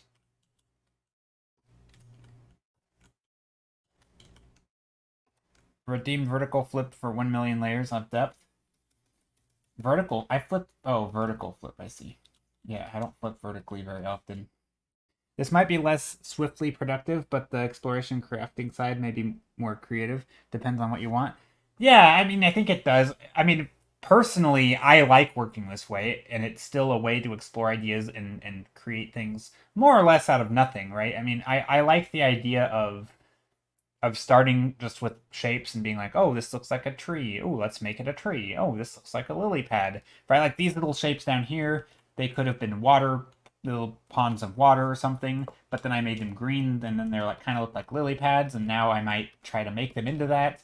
But now this looks like the underside of, a forest, so maybe I add some leaves hanging down. And there, yeah, I do think it's creative, kind of. I mean, I don't even know if it's any more creative, right? I wouldn't argue it's more creative. It's a different kind. It's like improv. Like, I wouldn't say improv is more creative than, say, having an idea in your head and writing it necessarily, or exploring different ideas. It's just it's creativity without knowing the direction as much, whereas sometimes you kind of know the direction for creativity. I don't know. Maybe it is. I don't think it matters. I don't think it matters at all. This is like one of those silly things like, is it art? It's like, does it matter if you like doing it and it's fun and you can express yourself or whatever, like it's a skill, who cares? I always feel like that about a lot of things though. There's always people trying to like quibble about, I'm not saying you're doing this, but things like, is it more or less creative? Like, doesn't matter. Or like thinking about like, is esports sports? that's a great one. Like, dude, doesn't matter. There's people who work as a team and compete against each other, and people enjoy watching it. Like, why does it matter what it is?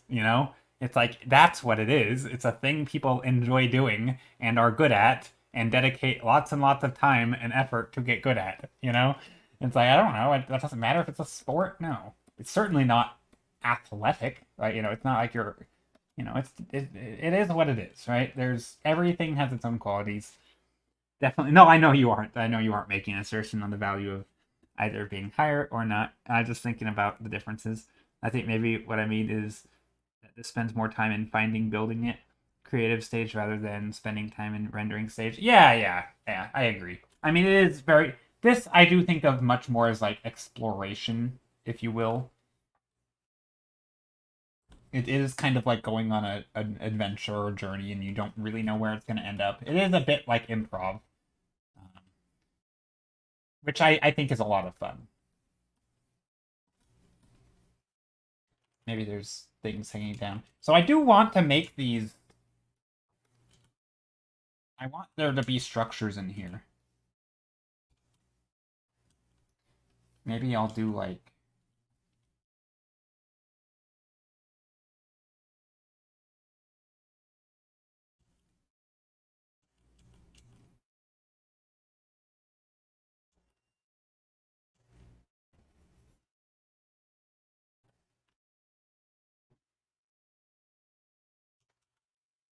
Maybe shapes going down here. I don't know. I'm trying to figure out something to where I can put some concrete shapes in here to make it look like it's human made, or there's an element of. Let's do blue. Does not look blue, but that's okay.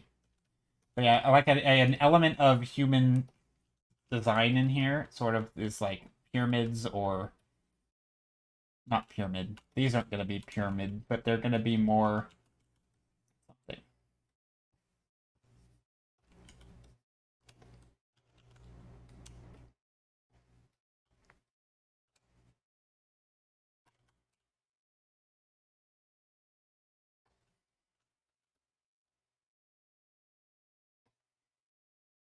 Maybe we'll just put little pillars up here, just kind of like in the purple one that we did. This one will also have things leading up. Maybe these are more moss covered shapes or what something. I'm definitely thinking like Japanese style like structures almost. You know how they have those little stone lantern things? It's kind of making me think of those. But I'm not sure if that's what these are gonna be. It could be. And then maybe they lead up here. Kind of like this. Hey, Kath, how are you? I also think I want one of the side to be in shadow so that I can bring light across here. I think everything looks better when there's dramatic lighting. Not always, but normally. Doing good work on uni stuff? Nice.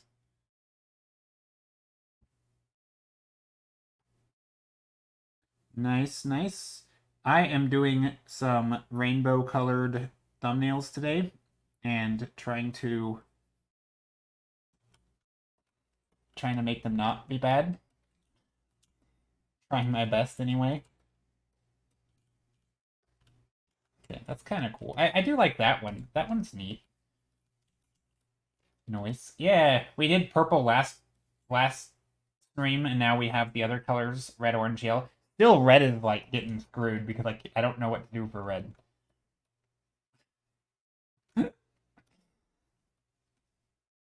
Every time, red is getting left behind. Yeah, I saw that. Loved it. No, thanks.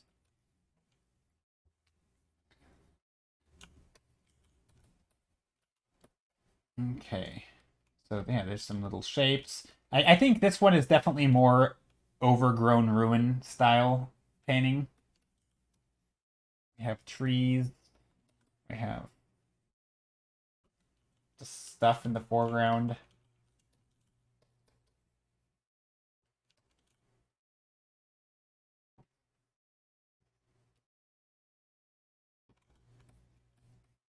Maybe there's something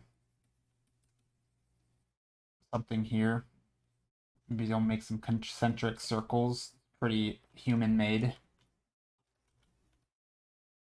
Maybe this is trees, tree limbs sticking up. Something like that. I'm sure this place is not terribly unique either. I'm sure this thing has been done before.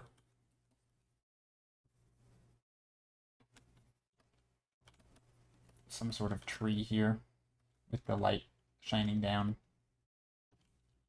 And also some sort of pillar type thing place. I'm going to try and make this look like stairs.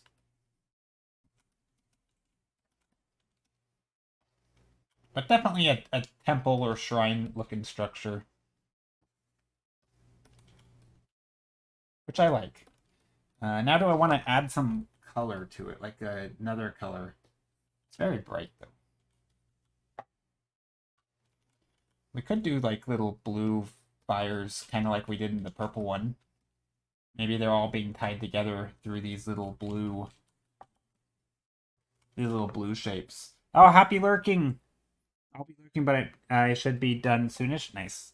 Hi, Cathini, bye, Cathini, says Rona. Yeah, happy lurking and good luck on your work. I'm thinking I have two. Let's see. I could add in some blue, some cool colors from this top that go into the shadows. Just a bit. I don't think I need to though. Yeah, this will work. Although I guess if this is gonna be like stone, maybe we want the stones to have a little bit of gray so that we can see that they're in shadow. So we know their texture. You ever get those days where you really want to draw, but for some reason you can't pick up a pen? Yeah, I do. And most of the days it lands on a stream day, and then I just force myself to do it anyway because I don't cancel stream for lack of will to draw. Uh, so yeah, that definitely happens. And normally, by the time I might spend an hour or something fiddling around with thumbnails, and I'm not really happy with any of them. But then normally at some point I get through it. I mean, I do it because I enjoy streaming, even if I'm not always in the mood to do art. But like, I still enjoy hanging out with people and talking, and I feel like there's some obligation. I mean, I realize it's not like my stream is absolutely massive or anything, but there is still sort of some sense of obligation to show up, right? Like if I have one responsibility, it's to do the thing that I've kind of said I'm going to do. Obviously, I could at any point be like, oh, I'm never going to stream again. That's not true. I am going to stream again, but I could, in theory, say that. But I don't know. I don't think I want to cancel. I'm not the type of person who likes to let other people down, even if it's just like in little ways or annoy them in some ways. I don't know. I don't really like that. So I just force myself to show up and I'll paint. And normally I end up kind of getting through it. I by the time stream is done, and actually it's funny. This happens so normally here, let me see if I can write a timeline of this. So normally my stream is 4 hours, right? So 0. Oh, I'm lagging. Okay, so this is the 0 right here. Why is it not letting me write? Okay, 0, 1, 2, 3, 4. So normally I stream for 4 hours, right? Normally I do thumbnails for, I'll do half the thumbnails here. Thumbnails will last until here. Here, I'll put this one in blue because blue is cool, and that's like when I'm doing good, right? So normally thumbnails will start here. Let's make it darker. This is my normal time, right? Thumbs.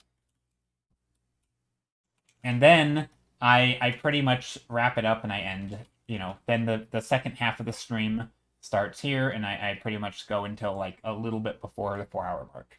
But when I'm struggling, the line, instead of being a nice smooth line, it looks a little bit more like a very rocky start.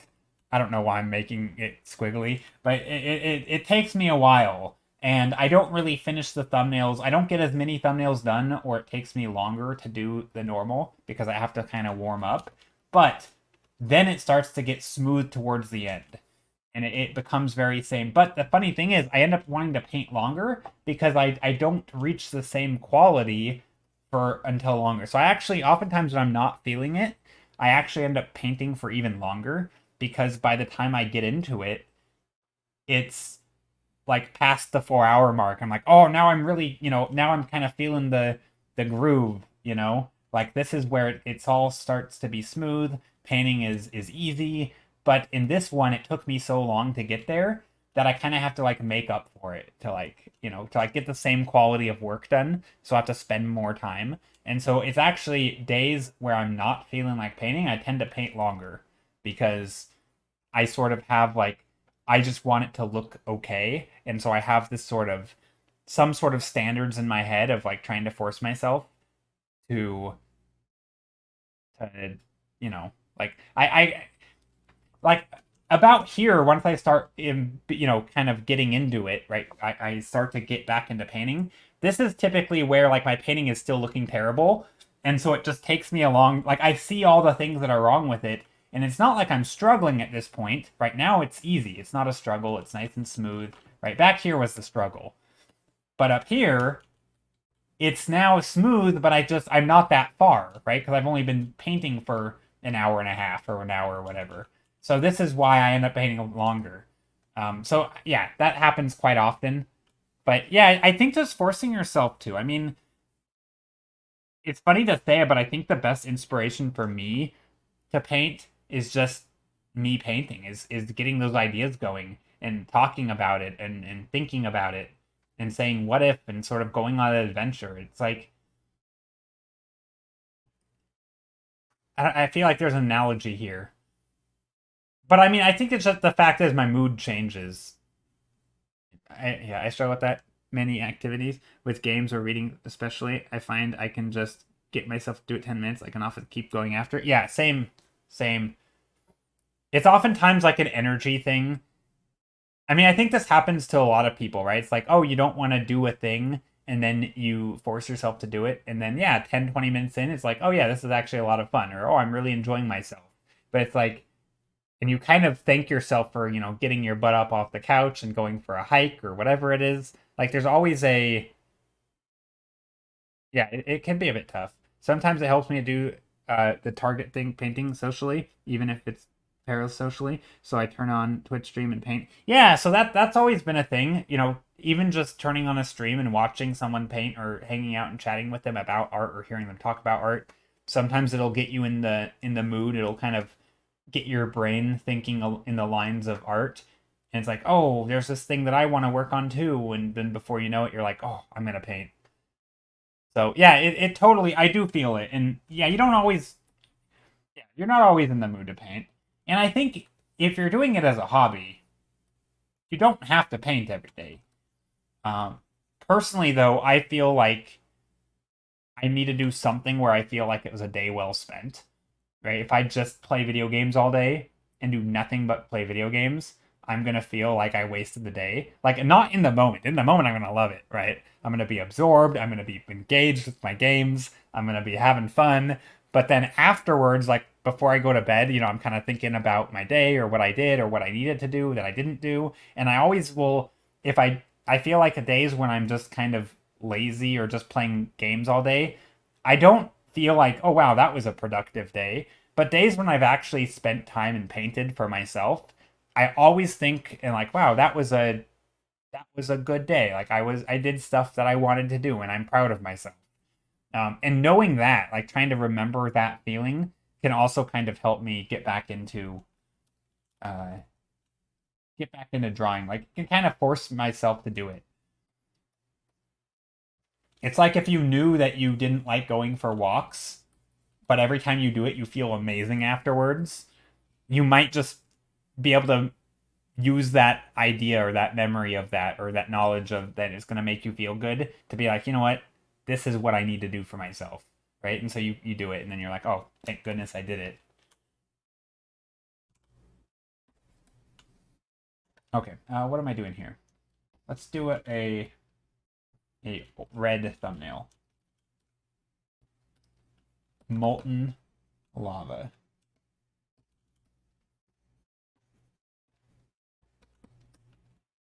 Lots of tall lava structures. Very, very tall. Lots of lava falling down. Maybe this one has some floating islands. We like our floating islands.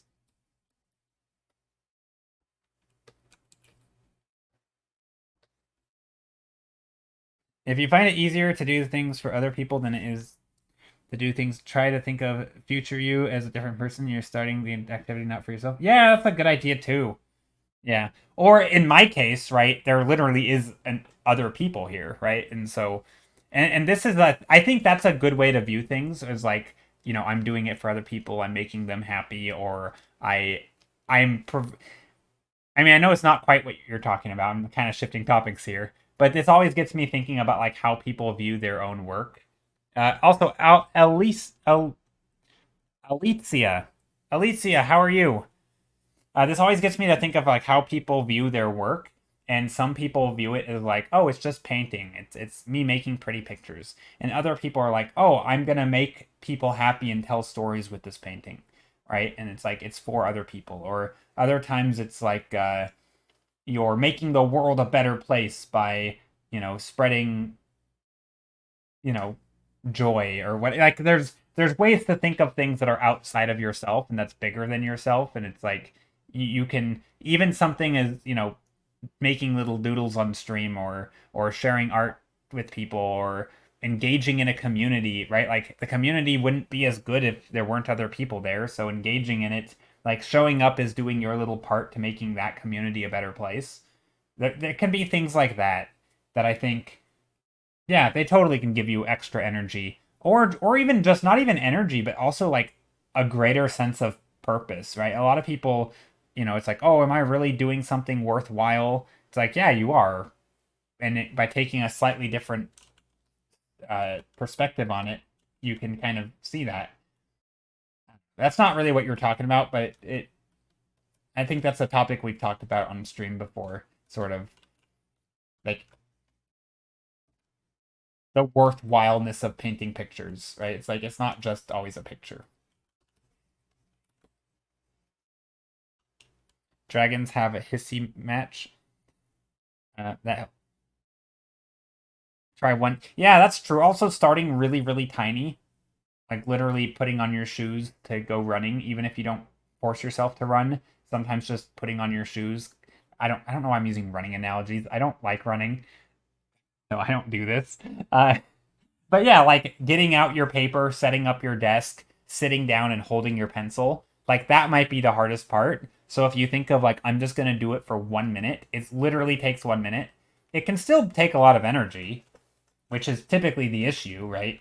Is once you expend the energy to start. But I think you can get confused with, conflating things. You think of, it's so much work to paint for 3 hours, but really what the work in your head is getting started. And so if you just think of it as 1 minute as opposed to 3 hours, you might end up painting for 3 hours because you've already done the hard part that you were stressing out over.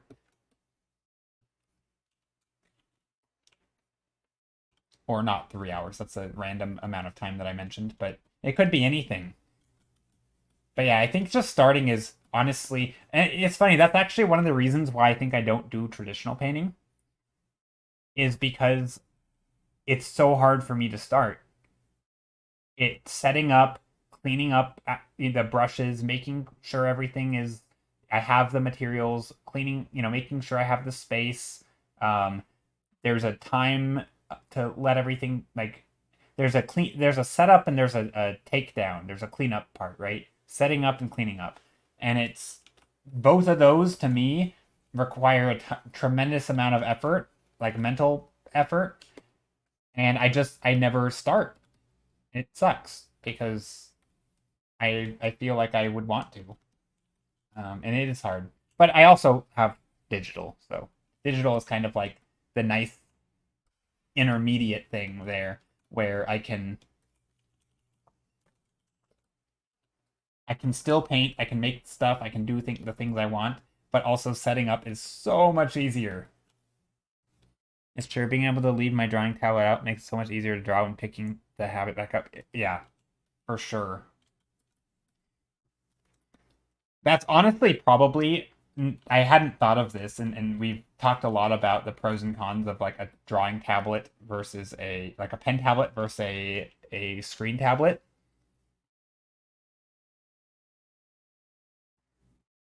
And I think that's probably a good benefit for having a screen tablet is that it's always there. It's on your desk and it's unmoving. Whereas a display, like a little pen tablet, you could easily unplug it and set it on a shelf and not come back to it for a bit because there's suddenly a setup involved. So I do, and again, this is like a 1% difference probably.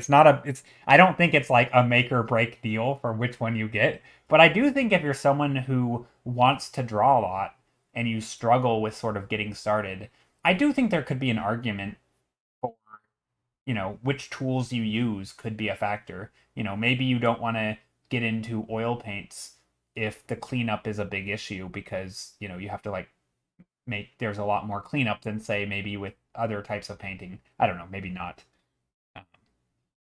So it might be a factor that people could consider. I have a pad tablet at the moment, but it has a wireless uh, dongle. The ease of use without the cord is great. That does sound great. Do you have to charge it a lot, or how's that work? How do the wireless also dongle is a funny word, but a wireless dongle? How does that work? Also, what brand is it? If you don't mind me asking. And by the way, I don't think it matters what brand things are. I'm always curious. Which ones have wireless dongles? Is that a common thing?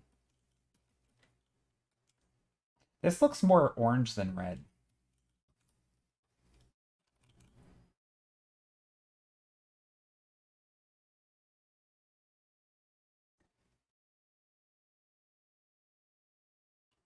It's rechargeable. But the battery life is really good, like 20 plus hours. Oh, it's a Huion. It's called yeah. Okay, Huion. Nice. Yeah, I've said for a while that I think if I get another one, I'm gonna get a Huion. I think Huion is just they seem like a good, much cheaper version than a Wacom, but also just as good, or pretty much from what I can tell.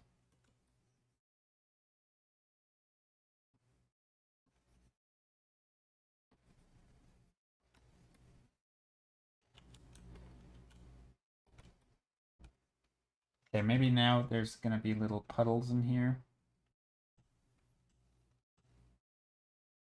Lava, lava puddles. Nah, not quite like that. Maybe there's some in here though.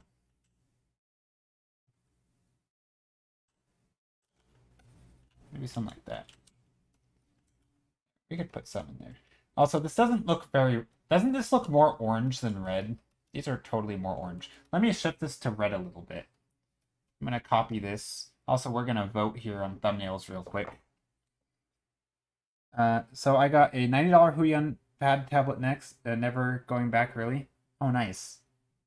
Yeah, it's a little bit more orange than red. So let me merge these. And then I'm gonna just take a edit tonal hue saturation.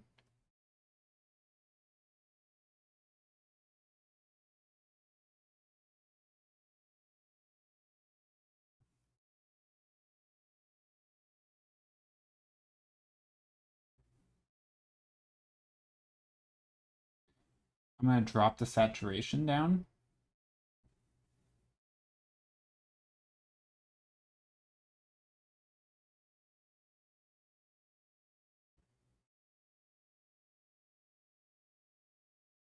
And then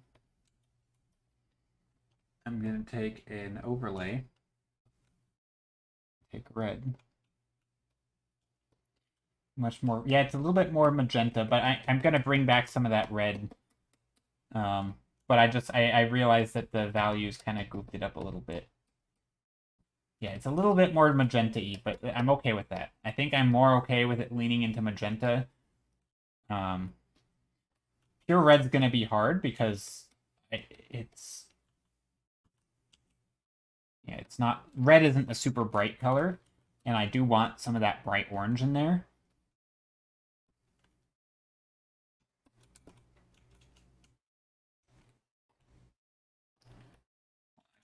Let me undo that. Maybe it's too late. Maybe it's too late. Let's paste this. Let's go edit tonal. I want to try something though. I want to drop the saturation a lot.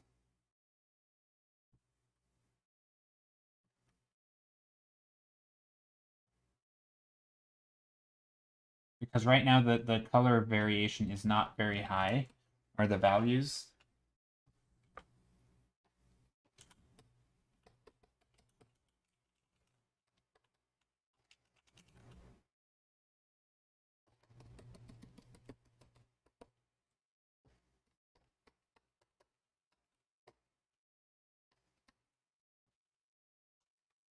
This might ruin it, but I am kind of just trying to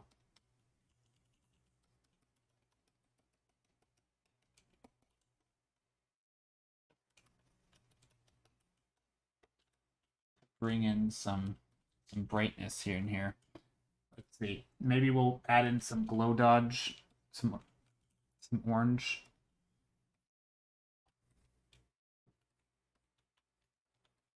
Again, I am okay with some orange, but I do want it to look more red than anything.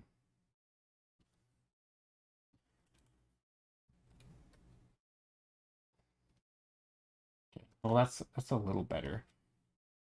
Color-wise, I mean, you know, the painting itself is kind of funky looking, but I think the colors are closer to what I'm happy with.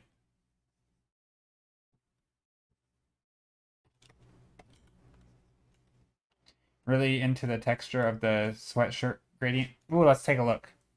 Let's take a look. All finished, you said. Ooh, this is nice. This is really cool. Self-portrait, lo-fi. Or is it lo-fi or lo-fi? I never know. I think it's lo-fi. But yeah. Oh, this is cool. I like it. I love the self-portrait as the lo-fi aesthetic. That's cool.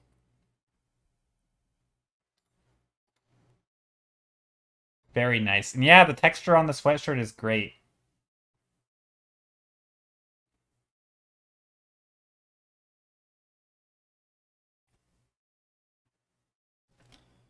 Okay, so this painting has issues, a lot of them, but not yours, sorry, not yours, mine. I hope that didn't sound like I was saying your painting. Lo-fi. Yeah, okay. I figured it does rhyme with I, but yeah. My painting has issues. That's a really bad transition. Looking at your painting and I'm like, well, this has it. No, my painting has issues with values. Things feels good to get some sort of art done. Yeah, it's always great to have something done and to sort of hit the upload button and be like, I am done. I've done something. Time to come back around to the conversation about arguments over critique.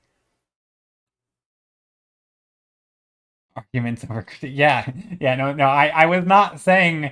Yeah, I did not. Yeah, I was just saying that I really like it. You know, my painting has issues because everything is flattening out. I was not critiquing Popcorn's image.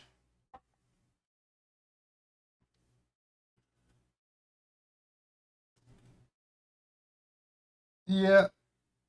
Also, unsolicited critiques, never good. Never good. Yeah, no, my painting though, the values are really flattening it out.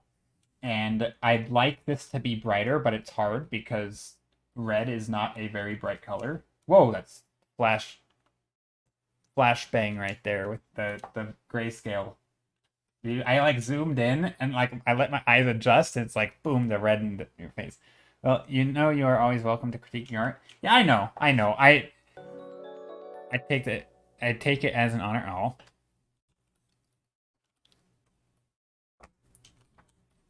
Well, I just don't. Yeah, I don't really like to critique people's art unless they, because like I need to know more about stuff. Like I need to know what you made it for. What was the goals?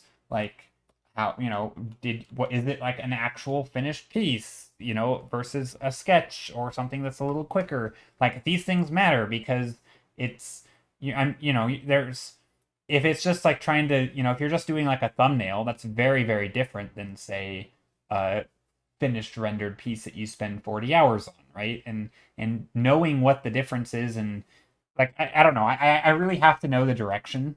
I think I don't know who it was. I think it was gosh, he keeps changing his name on Twitch, but Lee, he always gives a little preamble before any of his critiques and always mentions he's more of like a compass. You can tell him the direction, and he can like maybe orient that needle a little bit more, and tell you where you might want to go to be in the right direction. But he's not trying to be like telling you what or how to do it. Really, he's more just he's like, I'll use my experience and knowledge to help point you in the right direction. But he has to know where you're trying to go, and I think that's a really good way of approaching critiques because like sometimes there are concrete things like oh perspective's off and doing this would fix the perspective, but a lot of times it's not like that, right? It's more like something super stylized that could be taken lots of different ways. I don't know what I want to do here. Let's see.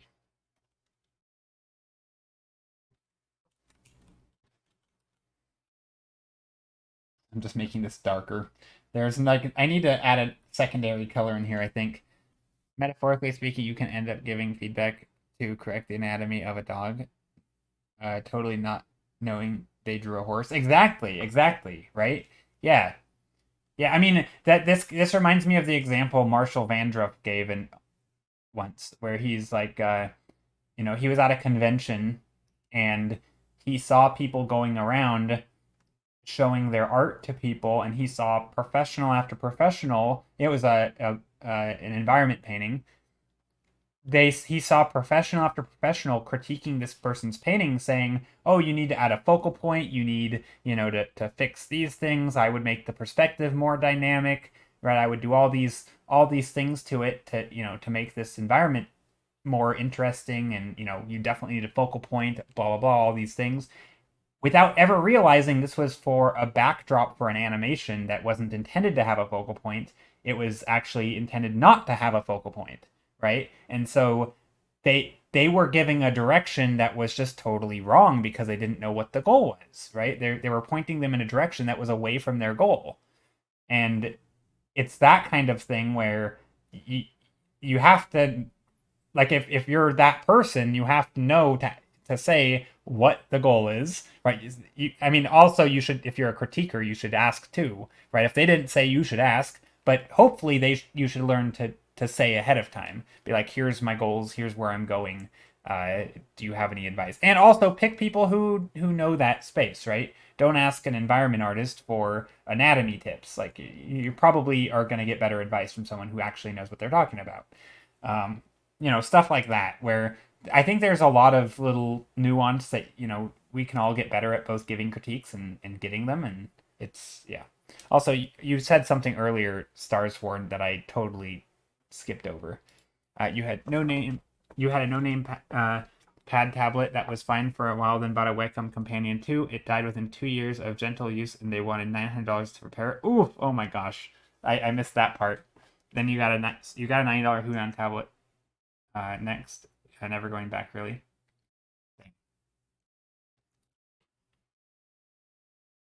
I have to get up and get going with chores. I've been sitting entirely too long. Love you guys. Sorry I lurked so much today, but it was lovely listening. No, it was great. Also, yeah, we're gonna vote, And I realize some of these are a cluster of stuff. Enjoy chores. Yeah, is that a thing you say? Enjoy your chores? I don't know if that's the proper way to tell someone good luck. I think just good luck, probably. Yeah, enjoy doing your chores. I feel like the word chores implies it's not enjoyable. But maybe that's just me. I don't know. I think chores can be enjoyable, actually. They can be. But I have to. The hard part is starting them. And again, maybe I think it's just part of my personality. Starting stuff is always the hardest part. If I can start it, I can kind of learn to enjoy things. Okay, let's move some of these around. This one should not be there. I don't know how we're gonna vote today. Whatever. We have 8.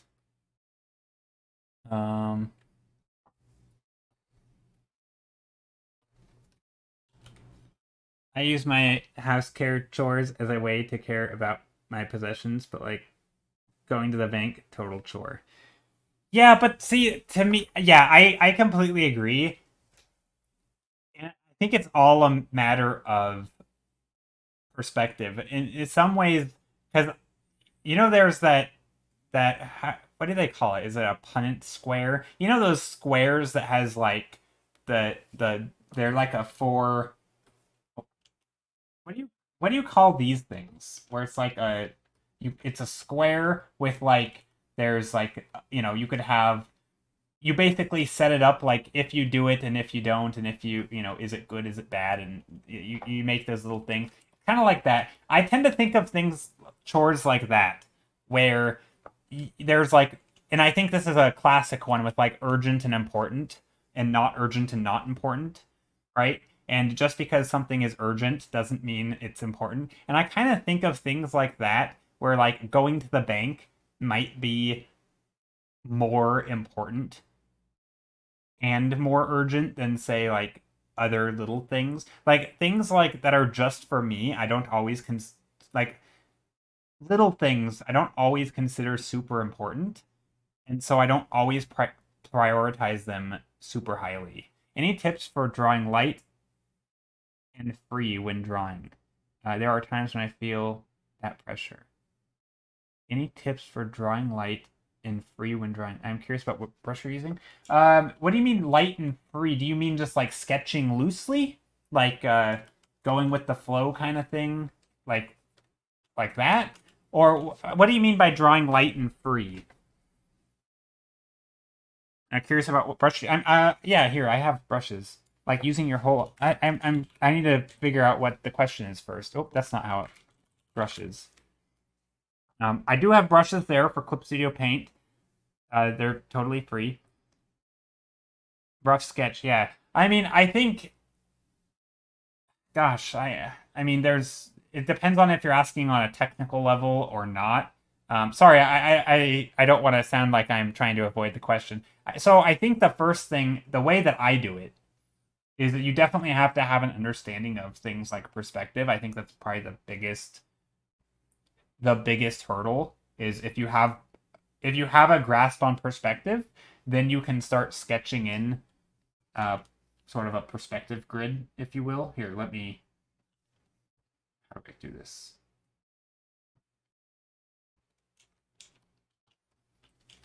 So if you have like your grid, right? Or not your grid, but your environment, if you have a sense of perspective, you can oftentimes just lay things out. So I start with shapes, right? So when I do sketches, I almost always start with shapes of color and value. So oftentimes I'll just start out with simple gradients. I'll have something like a light sky and a dark foreground. It doesn't have to be that, but it's not a bad way to start. Then I sketch in sort of, again, I kind of have a sense of perspective. So maybe there's a ground plane there, right? These things get closer, right? You could draw in perspective grids if you wanted, but you don't really need to. But basically, by drawing these things, sometimes you can just start by drawing with scale. You can start playing with shapes. You know, maybe you have mountains back here. If you want something in the foreground, you know, maybe there's some trees on a hill back here, something, right? And they're darker, and then things in the foreground are much darker, right? So this is a fun or a fun way. This is kind of how I start a lot of my sketches, and then I sort of build from here. So a lot of it's playing with shapes, playing with uh,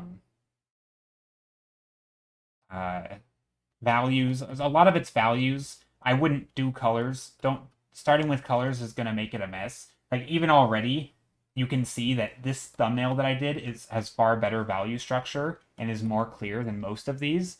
And a lot of that's because I was screwing around with colors this whole time. I don't know why this is in green right there, but so you can see where the colors actually held me back. This one actually has the best values probably, and it has the same value structure as this. Right, you have the light background, the dark foreground. So that's how I oftentimes start for very loose sketches. I think it's just a good way to start. Plus, you can then, and it also is, a lot of it's relying on perspective, right? Because if you set your horizon line in a certain spot, right, if you want to draw a shape, you need to be able to draw it looking like it's going into the distance, right? So like that's going into the distance. Or if you're going to draw a river or island, let's say you're going to draw a circle just on the ground, right? You need to know that the circles are going to get flatter, right, as they go into the distance, right? You're going to have these things look flatter and flatter until it's just lines, right? And these lines, so knowing how to draw circles in perspective and drawing ellipses, right? This is where things like drawing lakes and rivers come in, right? If you want to add little rivers back here, these are going to be almost flat, remember, because in the background they're flat. And as you get up close, right, they're going to be more circular, right? And then up front you might have big circles like that. So I typically flatten things out. Also, these are going to be smaller. I don't like that one, by the way. That was a mistake. And so yeah, once we do that, right, you can make some rivers. Or lakes or whatever. But I think all this, it's going to be hard if you don't have a sense of perspective.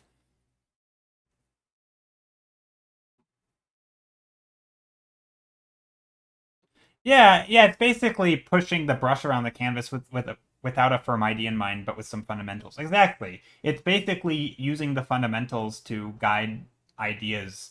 But you do have to have a sense of fundamentals.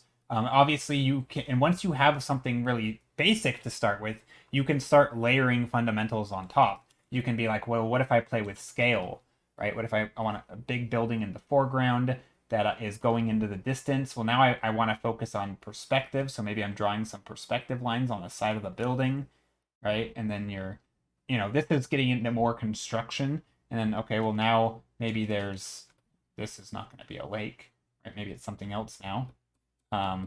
Maybe you want something coming over the top here. Well, okay, but now again, are we seeing the bottom side of it? Well, now we need perspective. So there are things to practice in this that you can make it increasingly more complicated, right? Maybe this is another building over here, and there's something here, and this is right, there's like another thing in perspective. And a lot of it is just, ooh, I have this idea that pops into my head, and I have the skills to draw it. I think the main thing is not really worrying about what it's going to turn out to be. It's just playing around. I think play is the key here, because you're not super hard set on any one idea. So I could just draw, like, maybe I say, oh, I think it would be fun if I had a little character in here. So you put a character in here, and then maybe the character is holding a lantern, and so you want it to, a little light here that shines into this space around the character or something. I don't know.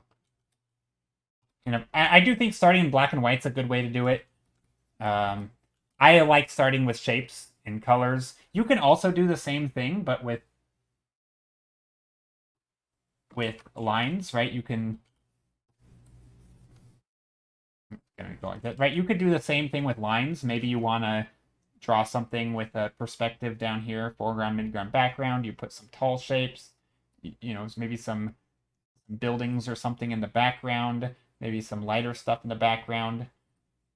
Got some mountains, maybe a road, right? And so there's ways to sketch that, maybe this is a tree, and I'm making it darker because it's closer to us, and whatever. So here's a tree.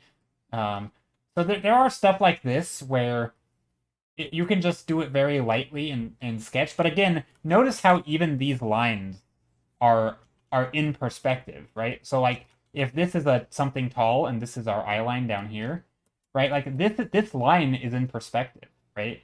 These lines, so the base of this structure is going to come this way because now we're looking down at it, but up here we're looking up, so they're this way. Like, so I'm sketching in perspective, and a lot of that is muscle memory, is habit, because I've done it a lot.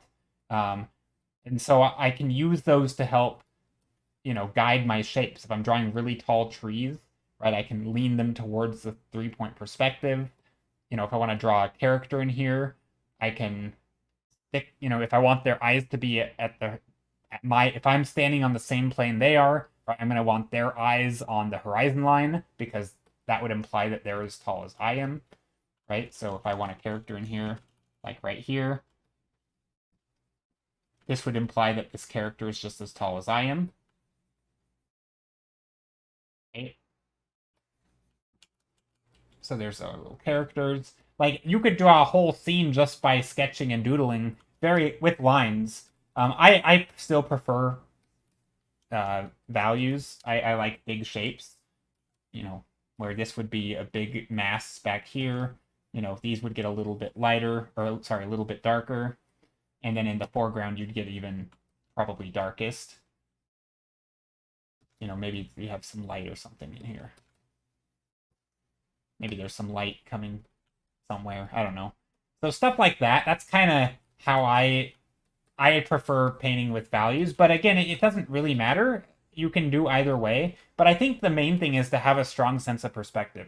Because I don't think you're going to be able to sketch like this without understanding scale, without having a sense of sort of where eye level is. Right? If you want to draw an object above you, knowing that you need to draw it in a cylinder like this, where you can see the bottom, and knowing that if you're going to draw a shape down here, that you need to be able to see the top of it, right? And why? Because in perspective, right? These are, this isn't not. By the way, this is not the eye line anymore. I've moved it. It was moving as I was painting. So even I'm not perfect at this either. But yeah, so that would be my advice there is practice perspective, start simple, don't use colors, don't do crazy insane perspectives, and sort of build up the muscle memory. And just have fun, explore. I'm at art college but feeling hard at trying, so I asked. Yeah, I mean, it is hard. I'm actually not a big drawer. I'm much more of a painter. Okay, we are way late on the straw poll. Strawpoll.com. Let's go there. We have 8 thumbnails today. Create poll. Vote. 1, 2, 3. Oops. 2, 3, 4, 5, 6, 7, and 8. Allow selection of multiple options. Yes. Create straw poll. Yes.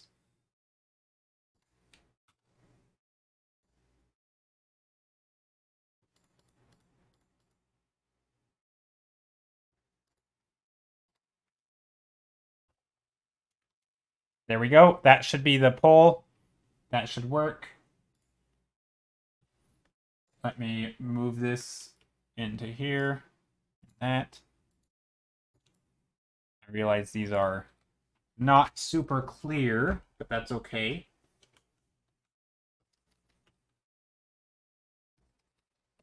Trying to clean up this a little bit real quick. There we go. So there's the straw poll. I am now going to...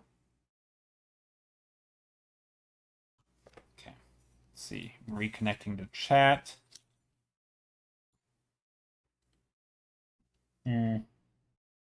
Why can't I see the link that I just posted? Let me try that again. There we go. Now I can pin it for 7 minutes. It's a long pin. Let's do 5 minutes. It's only going to be a 5-minute poll. It's going to be a quick one today. I know. I posted it 3 times. But yeah, I realized it's not clear what I was doing. So the first 2 times, I posted it from Streamlabs, but it doesn't give me the option to pin it in Streamlabs. So I have to actually go to Twitch to pin it, which is really stupid. But then when I loaded up chat and Twitch, it didn't load my previous message. So I had to then go to Twitch to pin it. So that's why I posted 3 times. So I always try to post it a few times just to kind of spam it there so people can see. I don't know. It's easier to see than one link. But yeah, I had to go to actual Twitch. But yeah, so anyway, there are the links. There's also one pinned at the top. And yeah, you should vote. I am gonna vote for number, I think just that one. I think only one of them today. Oh no, I'm gonna vote for 2 of them. I don't know. Today's kind of a. I think I'll end up turning. I think it's gonna be a simple painting today, whatever it ends up being. Ooh, 2, 7, and 8 are all doing fine. Okay. 2 is interesting. 2 is winning. Orange.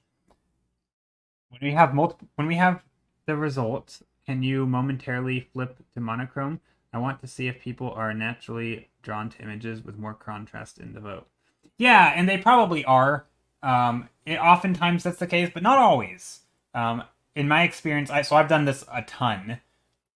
Like I've done a lot of thumbnails with voting, and that's always a big thing.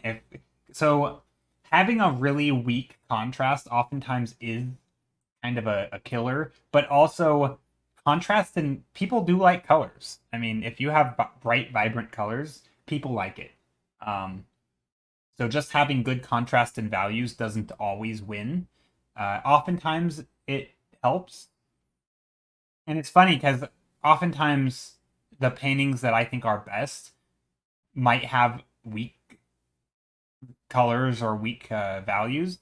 And so even though I can see, like, even though the thumbnail may not be super clear here, my goal immediately upon winning, let's say number 4 wins, which right now is a disaster, my goal would immediately to make it more clear, right? So these are still so loose that you kind of have to try to ignore some of that. But yeah, most of the time, I think contrast does win, but not always. Sometimes it's other things. There are also times though where just contrast among the thumbnails. So if I paint, 6 blue thumbnails and 1 pink, the pink one is far more likely to win because it stands out. So there are things like that. Like the orange one might be more likely to win today because it stands out from the blue or something. I don't know. But I wouldn't be surprised if like 3 won because I think the values are clear. You really like 8 and 2? Oh, interesting. Okay. But yeah, I can switch to black and white for you once we're done. This will only be a sample size of 1, so take it with a grain of salt. But yeah, I think in general, people's first reaction is to, contrast and clarity. If you can tell what something is, it's much more likely to be picked. So like number 7, I think is hard to tell what it is. But if you were to really look at it and realize it's a little forest with these little shrines, Japanese style shrines and like a little place, with lily pads, I think people would probably vote for it. But I just think they can't tell what it is because it's not clear. So this stage, it normally in theory is not the greatest for like presentation, or like voting on like what we're doing right now.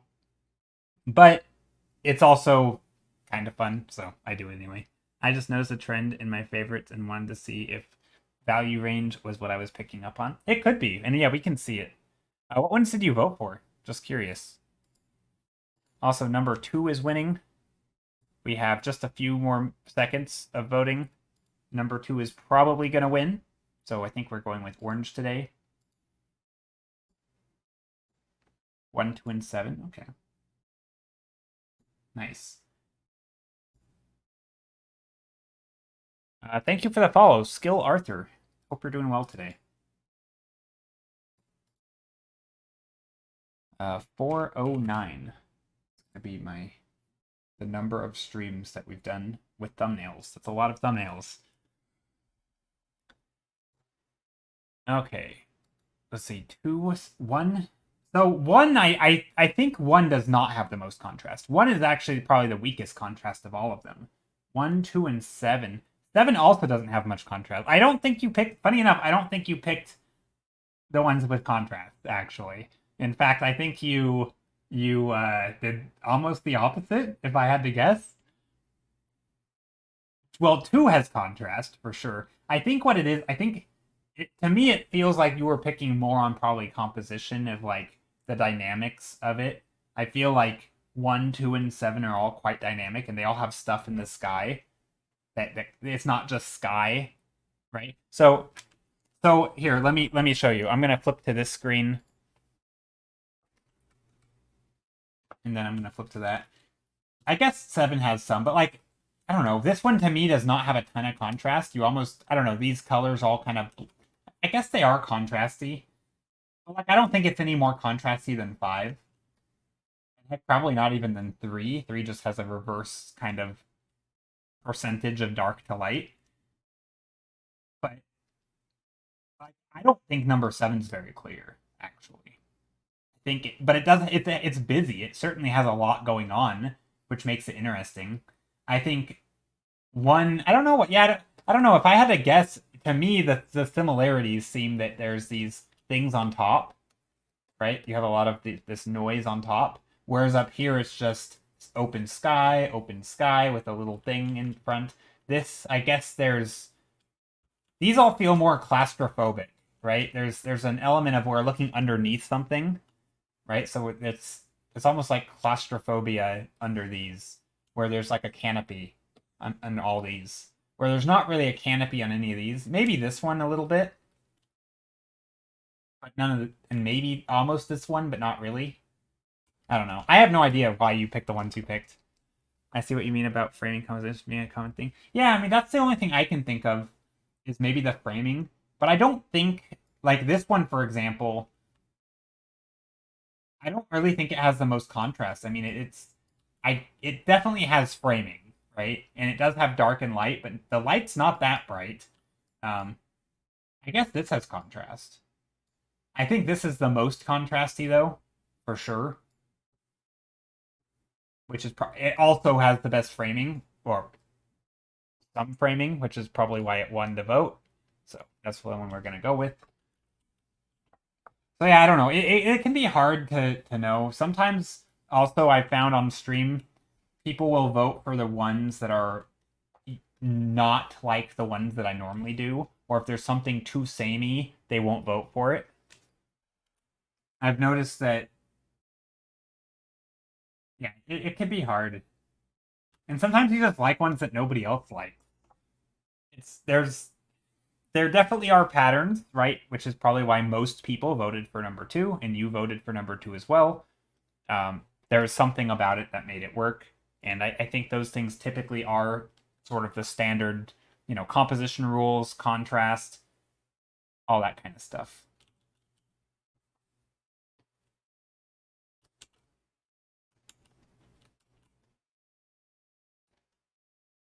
But it does have issues, so we're gonna fix that, or try to.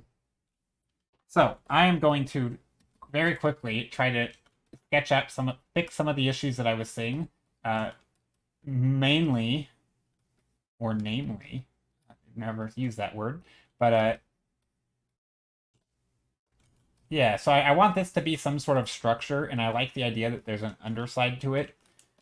Maybe we can see some stuff up top here as well. Maybe there's some smaller shapes. Some big, medium, small.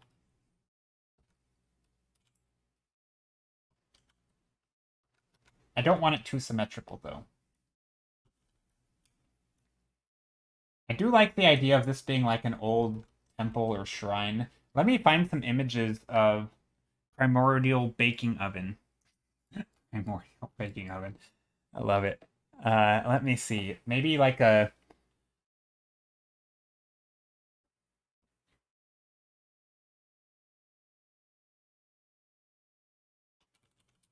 I'm gonna type in ruins and sand, just to, because I always like the idea, the way that sand will come up over the forms on the bottom, and I think there could be some cool structures, even like this. So here, I'm looking for some references now, just to give me some ideas on textures and various things. I don't know, can you guys see this here? So I'm finding some images. I'm just looking on Google just for some images. So some of the stuff like this is cool, where it's just could give you some ideas of various rock formations, or um, even maybe I want to go more like carved in stone stuff like that, or it could be really anything. I'm kind of just looking for any sort of idea, not really ideas on what to draw, but sort of on how I might want to draw the things that I'm already drawing. So like this gives me ideas of light and shadow. Also the way the sand kind of comes down over the rocks and creates these little slopes and stuff. It's sort of a smooth gradient of just curves and stuff. I always like stuff like that. So that kind of reminds me of some of those things, especially down in here, where we might get some of these patterns of light. That could be cool. So I still don't know what the structure is going to be, but I'm not too worried about that. I'll figure it out. I have confidence.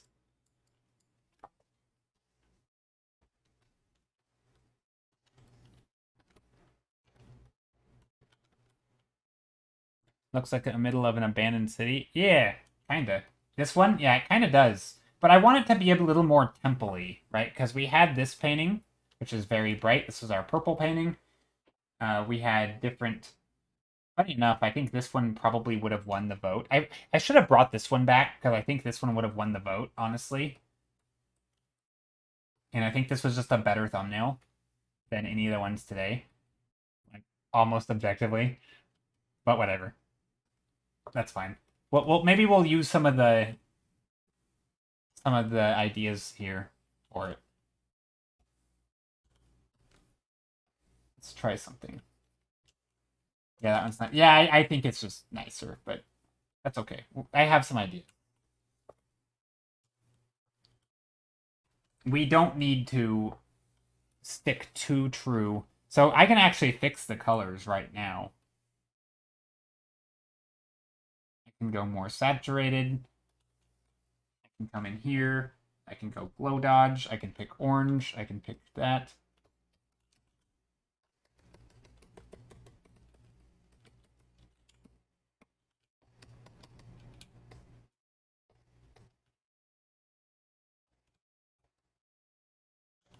I think already that's going to be better.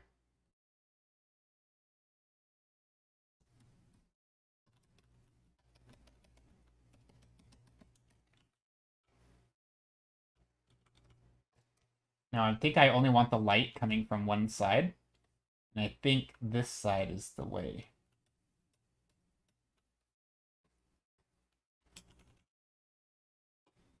Maybe there's some bright lights over here catching in.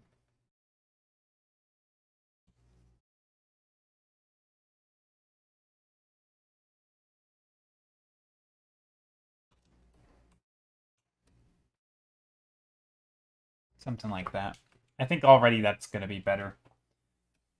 And I can just paint on top. I'm still trying to treat this as a thumbnail. This is one of those like psychological things that I think is tough, where you have to kind of tell yourself that even though you've made it large and it's still not completely but it's still a thumbnail, right? It's still a work in progress. You can still change things. You can still explore. And I think kind of trying to be as free as you can. It's one of the it can be hard to sort of allow yourself to play with ideas. Like I think having little pillars here could be fun. Some small, medium, large shapes.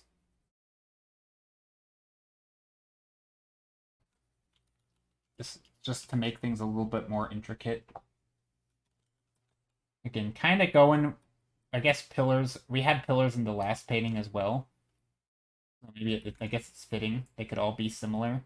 but this one's a little bit different.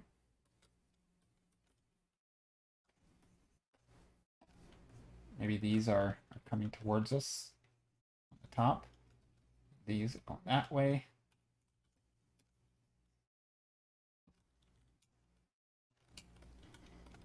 Maybe these pillars are a little bit more carved. I think that's something that could be fun in this environment. Whereas in the purple one, these are all a bit more like, stone and just very fancy looking.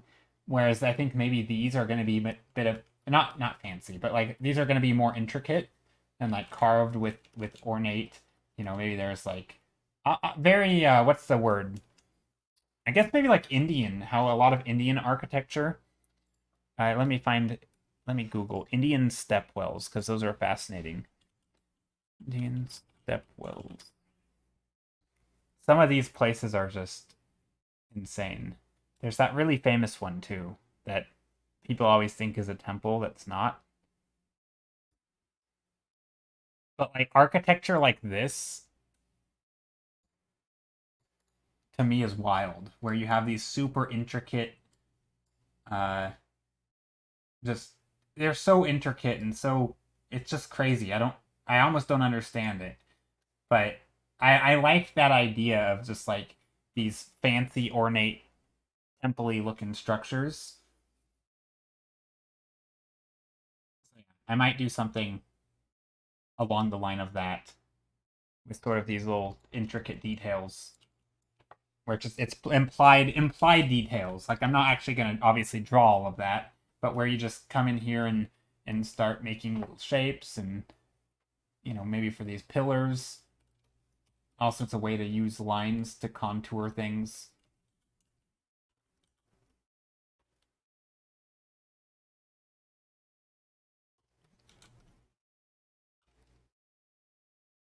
And then up here, maybe these are also ornate structures.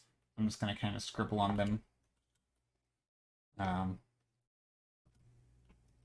do think we should probably have some sort of steps. I like the idea of steps up here. They're going to be sandy.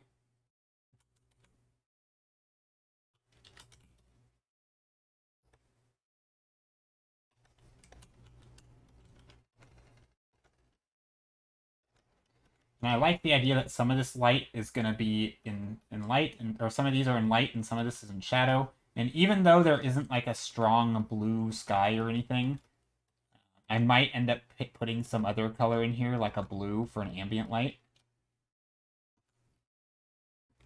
I think blue ambient light is always nice. Also, I don't want to get too hung up on details right now, because anything and everything can change. Ooh, I actually like the shape. So this was a purely by accident, but this sort of shape like this, I kind of like. I think I could maybe mimic that over here. It's not very realistic, which is kind of what I like about it. Sort of a thing that I thought of more or less on my own by accident. I'm sure there's other things like that in real life, but I like it.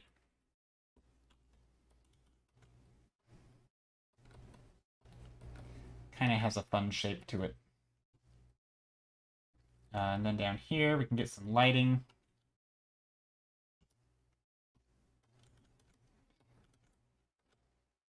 I think if these are going to be intricate, I think what I want to do is make sure that this stuff also looks intricate, whatever I end up doing with it. Just so that it gives context to my little blobs.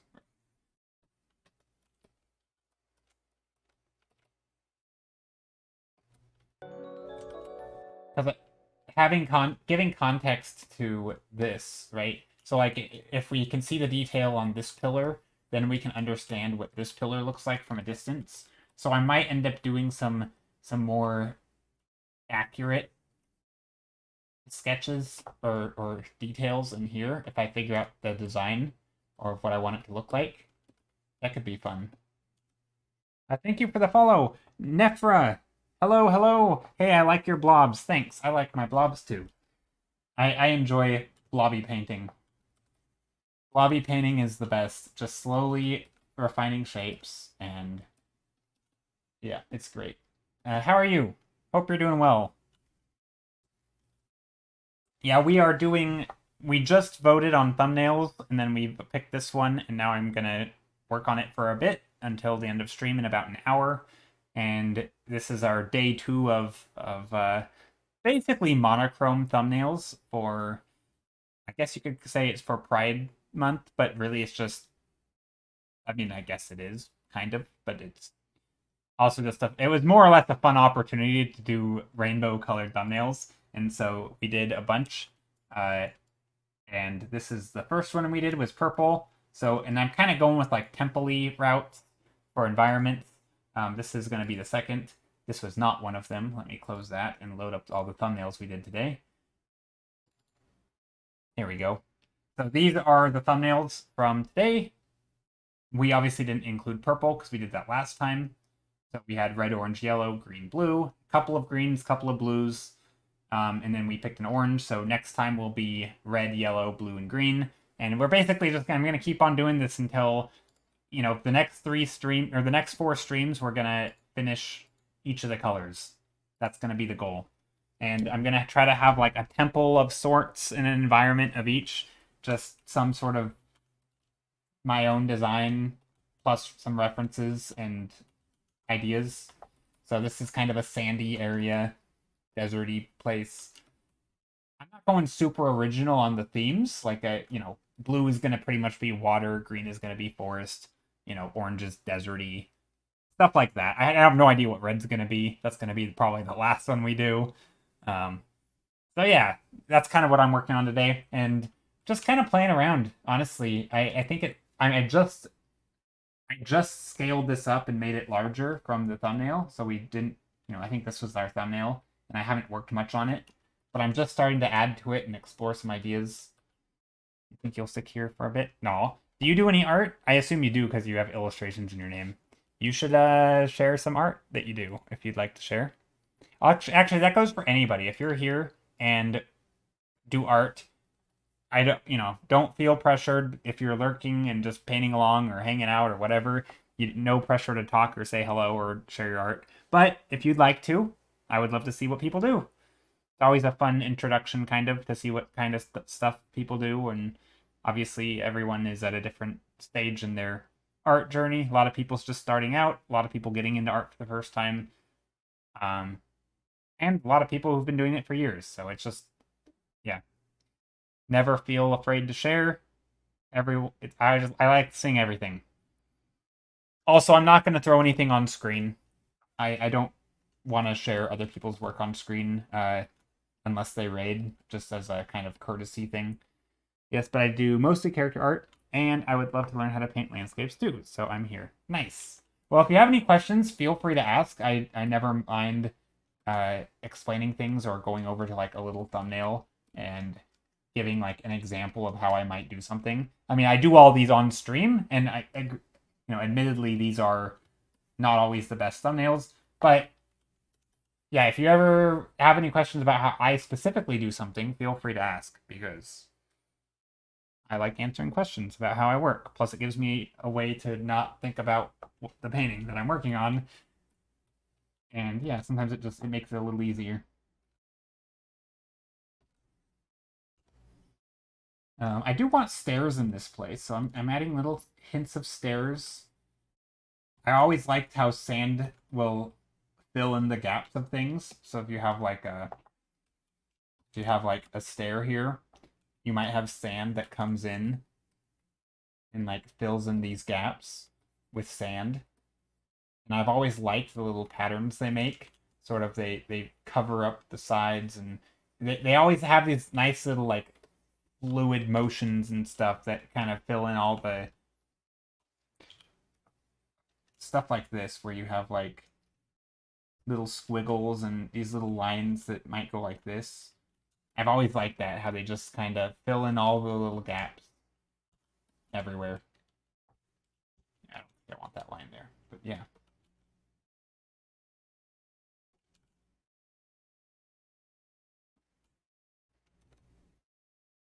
I think it's a really cool way to make shapes that it would normally be very rigid and maybe rectangular you can suddenly give them like round shapes in them because the sand kind of fills in. I think it's cool. Uh, I also have really only done character stuff, but also really want to get into painterly landscape someday. You should do it. Just start. Buttspot, no. What did Buttspot say? Oh, at Nephra Buttstrations. Wow. Buttspot added somebody who doesn't even exist. Dang. Buttspot striking again. I've mostly done painterly landscapes, but have been attempting more characters in recent years. Nice. Yeah. I think the main, honestly, I'm becoming. I should start journaling my thoughts as I learn and have thoughts on how to, like, educate or explain things. Because I find myself, like, more and more over the years or the months, like, thinking, like, perspective is just more and more important. Like the more that I paint, the more that I think perspective is important. And I feel like it's clouding my view because I don't think I necessarily thought that at the start. And so obviously I may not have gotten into environments through that method or through that route. Well, actually, that's not true. I guess perspective is always the thing that I felt strongest about. So I don't know. Maybe that's why I leaned into it. But I do think perspective is one of those things where just having a good sense of, foreground, midground, background, making things smaller as they go back, making parallel lines converge, drawing ellipses, in a way that match your eye line, wherever it might be. That kind of thing, I do feel like it's pretty crucial for environments. And it's also, I think, one of the most boring things for people to practice if you just practice perspective, because it sucks. Like, admittedly, most people don't like drawing rigid perspective structures. So I'm kind of one of the weirdos because I enjoyed doing that as a kid. I always enjoyed, like, when I learned how to draw uh like boxes, I loved drawing boxes. Like, nothing was more exciting than drawing boxes like this, which is silly, but I loved it. They remind me of Kanda. Oh, let me take a look. I didn't even see. Oh, they are cute. Hold on, I only see one of them though. No, that's not your emotes. Hold on. How do I see your emotes? Oh yeah, they are cute. Oh yeah, they do remind me of Canda's emotes. Yeah, they're very cute. Your emotes are great. I need to do emotes. That might just be a coincidence, I guess. It looks similar.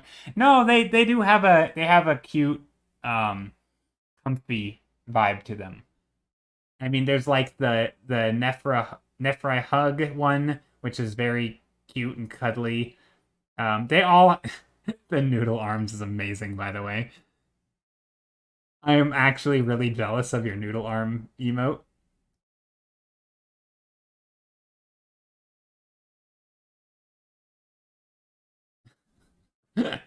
I love it. Yeah, no, dang it. Every time I see people, Rona, you're always pointing out things that are like making me jealous of other people. No, I'm not, but jealous in a good way. This is always my caveat is I'm jealous in a good way. I need new emotes. I only have a few, but and I like the ones that I have, but I think it's time for an update. Do you make emotes, by the way, Nephra? Just kidding. I mean, not really, but I I definitely need to think about getting some updated ones. And I don't want to do them myself because I don't like making emotes. It's almost as it is probably one of my least favorite things to do is make emotes. Yes, you do. Okay. Nice. Well, if you take commissions, I maybe someday. I don't know. I'm just kind of shopping here, so I'm not actually making any real plans right now. But it is kind of a thing that my mind is on occasionally. I enjoy making them. They're fun to make. Yeah, see, I never liked making them. Although I think a lot of that has contributed to I never knew how to make them, so it was just like a tedious thing.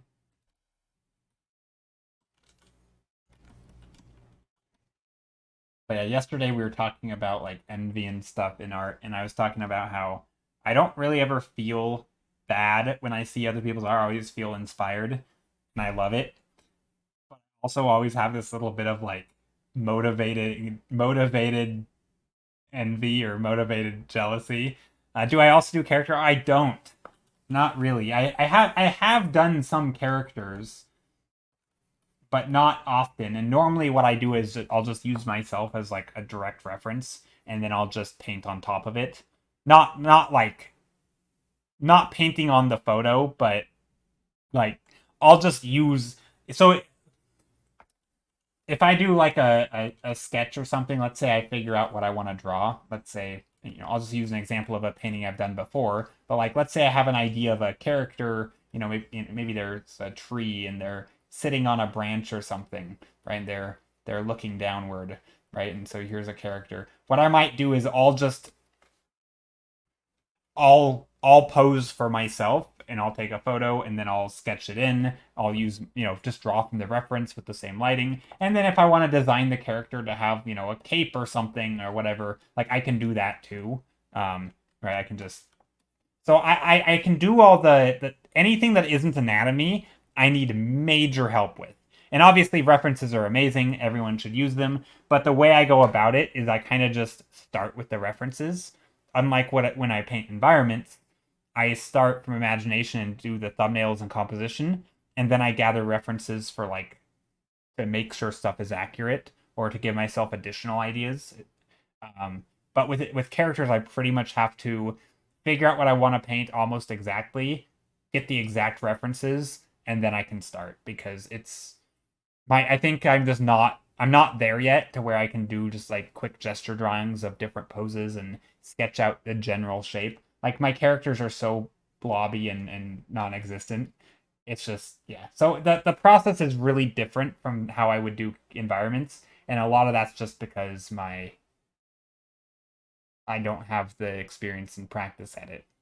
But I'll get there eventually, hopefully. But that also means I'll have to do more stuff. These are some of Canada's more recent ones. Oh, do you not have more?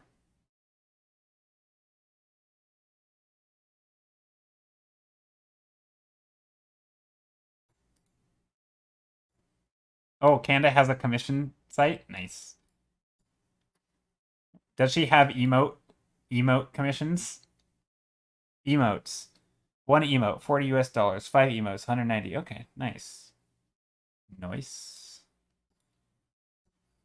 I mean, pricey because I'm not pricey as in overpriced, but pricey because I'm poor. Uh, I never want to imply that like artists are charging too much because I don't think that's the case at all. In fact, I think that's a good price. Seems extremely reasonable, but also it's for me, I feel like it's hard to justify. I don't know. It's I should get some more emotes though. Okay, back to painting. I am trying to figure out what I want to do with this temple. I think having some structures or some symbols. I think having some symbols. I've mentioned cats. I feel like cats would go well with this. Cats like the sun. They like to lay in the heat.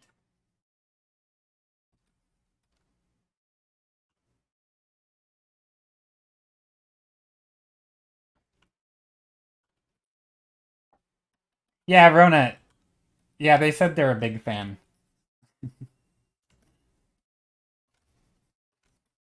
When you said that their emotes reminded you of Canda's. But Canda's great. I haven't been in her stream in a super long time though. Also, this song is implying that we're ending. I'm gonna skip it because that's our ending song, and we're not ending ever. No, we will eventually. Okay, I think this painting needs something. It needs like a character or a cat or something.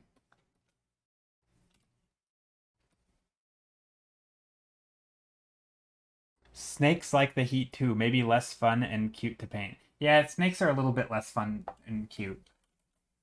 I mean, some people like snakes. I don't. Honestly, snakes might be my least favorite of all the dangerous stuff. Like spiders and snakes and scorpions and stuff. I feel like snakes have got to be my least favorite. Something about them, like, you know that feeling? Like, have you know how, like, okay, sorry, I'm gonna discuss people for a second. But, like, have you ever, like, been outside or something and randomly seen, like, a spider either on you or near you? And you have this, like, you have a pretty intense reaction typically. Like, oh my gosh, you jump and you fling it off of you and then you jump out of your seat or whatever. Or at least that's what I do. Um, I feel like you can't do that with snakes, right? If you're like, that's a good way to get, like, attacked. I feel like I don't know, snakes are just spooky as heck. I feel like they're scary, and not that they're gonna be randomly landing on you in the middle of the day, because hopefully not. But I feel like I remember, like, there was a time me and my brothers were hiking. Highly say they're citing a snake skeleton. Okay, interesting. I remember me and my brothers were hiking on, like, just a day hike, and we stumbled across. There was, like, this narrow little road in this path. It was like along here. Let me draw it so I can give you guys a visual. We were There was, like, a river down here on one side, and then on the other side there was, like, a cliff, and then there was a path, and then there was, like, we were on this path. So, like, here's the cliff. We're on this little road, like this. Here we are standing on the ledge, right? There's a wall right here that we can't go. If we go down, we fall into the river. Rest in peace, right? So anyway, maybe it wasn't quite that deadly, so it was more like this. But anyway, there was, like, a snake, like, just chilling in the middle of the road. And we were like, can you please move, Mr. Snake? Because this is not convenient for us. How can we pass? Right? Here we are trying to walk along this edge, right? To get to our destination somewhere over here, and we can't pass because there's a stupid snake in here. And it's like, what do you do? We can't go around. Like, if this were, like, a spider on the wall, right? You just, like, go past it because, it's a spider. It's not going to attack you. But, like, a snake is, like, actually gonna, like, it can strike. Like, I don't know, maybe I don't know enough about snakes to even know, but, like, it's super scary. So yeah, snakes are depends on the. I mean, I'm sure some spiders would, but, like, I think for the most part, they're not gonna, like, lunge at you, right? They're not. I don't know. Like, if you, the problem with spiders is if you may not see them, but snakes, it's like, oh, I don't know. They're way more spooky. I feel like they ruin your day.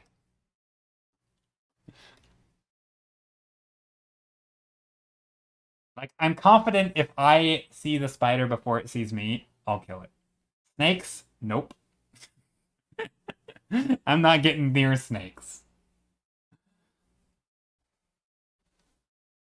Anyway, I just half of the chat left because they don't like talking about snakes, and it grosses them out, probably.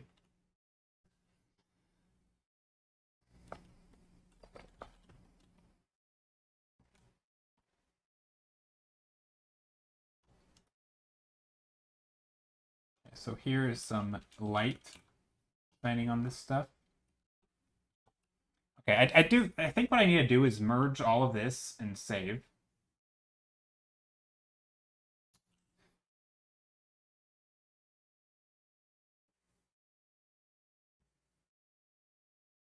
Oh no, did I just crash?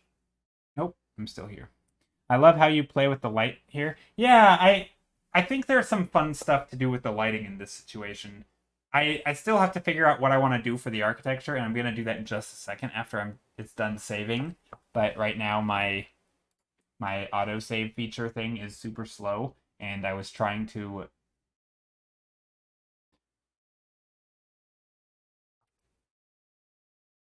Oh, weird, you can't see my cursor.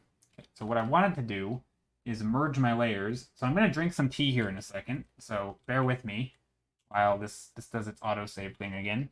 Or not autosave, but you know what I mean. Okay, I'm going to drink my tea. But yeah, I like the idea of the like light coming through and lighting up certain spots, and I think there's some fun stuff to do. I still think I need to play around with the colors a bit and the design of the center building thing. I need to figure out what the heck I'm doing here.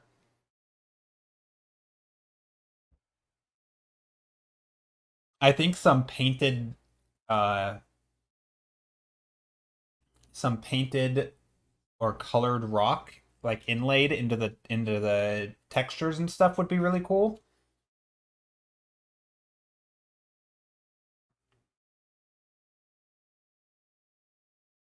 So like maybe some reds or some greens sort of like faintly painted on would be neat. Like having the different designs, or I'm almost thinking of like, like caveman paintings, and like you'll have like the dark red dirt on the wall, not dirt, but like the dark red paint on the wall, that kind of thing. Or maybe in this case it would be like a yellow on a darker red, or some sort of contrasting color, but sort of just like designs and paintings, maybe a little tribal in nature. I think that would be kind of cool.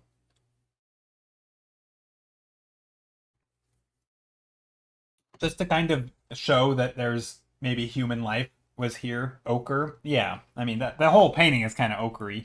Thank you for all the chat and inspirations to do some sketch doodle for the first time in weeks. I'm out. Have a good one. See ya, Stars Sworn. Thank you so much for popping in. I really appreciate it. Did you follow today? Were you new here as of today? No.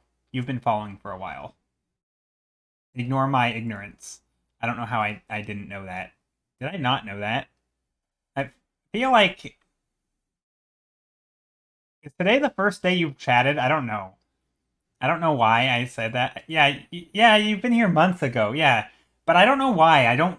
I feel like you don't know if I was chatty back then, though. Yeah, I don't think so. Or maybe I just never read the names of the people who I'm reading the messages of. I don't know. But anyway, thank you for hanging out. I really appreciate it, and hope to see you again. And if I don't, good luck with your the rest of your vacation.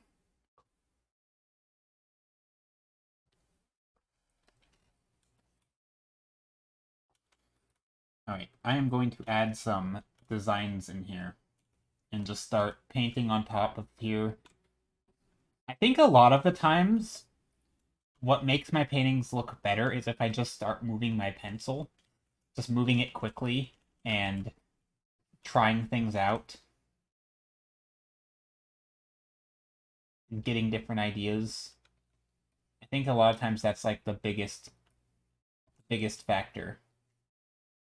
Like it doesn't really matter what design I make in these rocks, for example. I think if I just make a design and make it work, then I can always edit it. But I just need to have something to start with.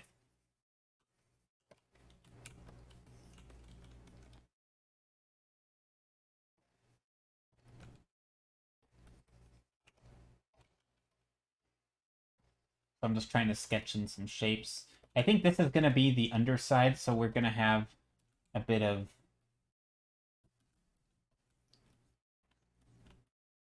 these little bands here. Maybe there'd be some small, medium, large bands. So some small bands here.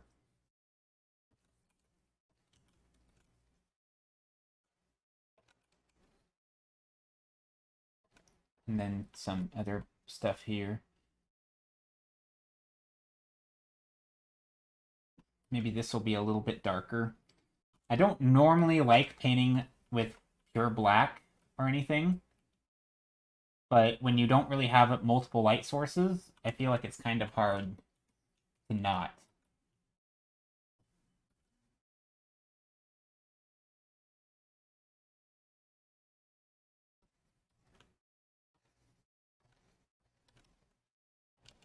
Maybe here there's some little pillars.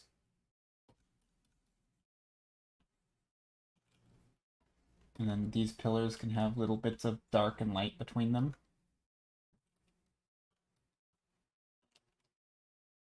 I don't know if I like the shapes there, but that's something.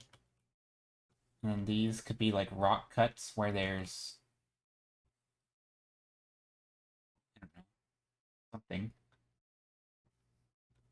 Maybe this shape can come out, just something that's more interesting. These, I don't know what this shape is up here, but I feel like any sort of in cut would be fun. I feel like the two bright shapes with the column, each looking very similar, but ever so slightly off, I'd move a column or change the silhouette maybe. Oh, these? Yeah, probably. Yeah, they're probably a little. I don't think the placement's quite right. I could probably do like additional ones back here though. I do approve. It kind of looks like a tilty heart. Oh, this. You mean this thing? Oh, is that what you're saying? The two bright shapes with the column each look very sim. Is that what you're saying? This general, it's too symmetrical. Like this is too samey to that. Is that what you mean? So not the columns, but the shapes themselves.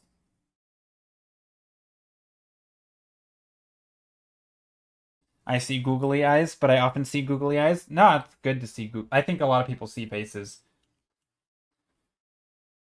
Yeah, I do think this whole thing. Yeah, I mean, I think one of these things, like this pillar, could be moved, or this could be moved. There could be lots of things, right? I'm not quite sure how I want to do this. So, but right, yeah, I'm not. I think composition wise, there's definitely some issues. I also think even.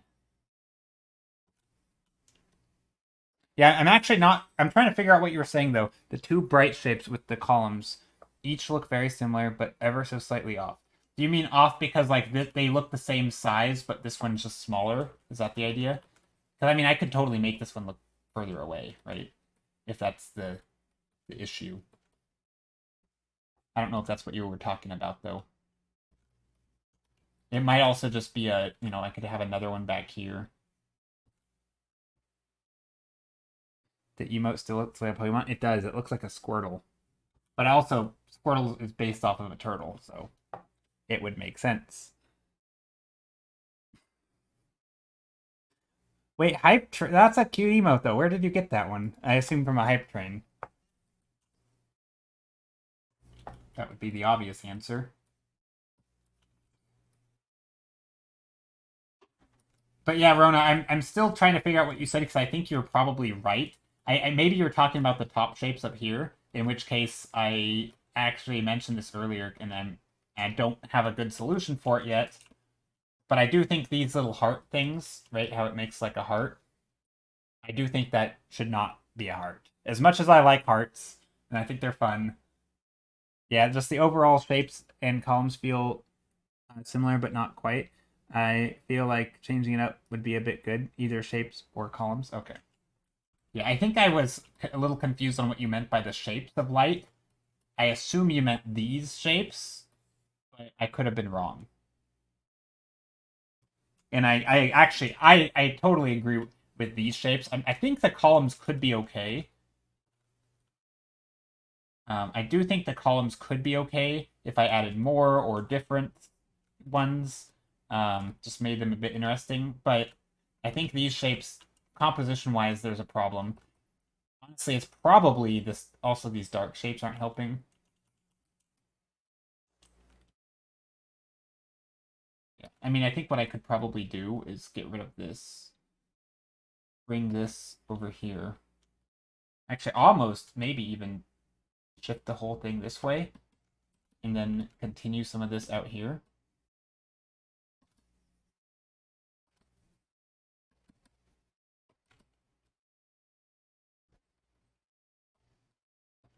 So maybe this one has a higher ceiling. And this one has a lower ceiling. Or maybe there's no ceiling at all.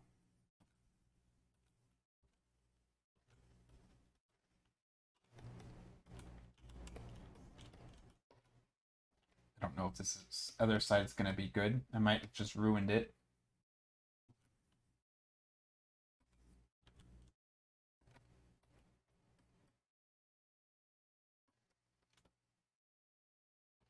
Something like that could be good.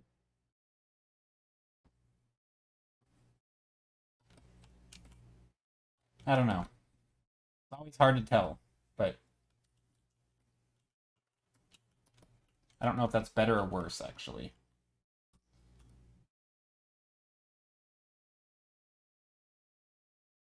Oh no, it's just what I would change, but please no stress. No, I'm not stressing about it at all. I like this kind of thing, trying to figure out what the issues are. I do like this better though. Yeah, I mean, I think this shape also has some issues. Like, what do I want to do here? Um, I mean, I wasn't really focused on that when you said it. I was definitely just kind of doing rendering stuff. But yeah, I think even here, getting some foreground, midground, background items. Um,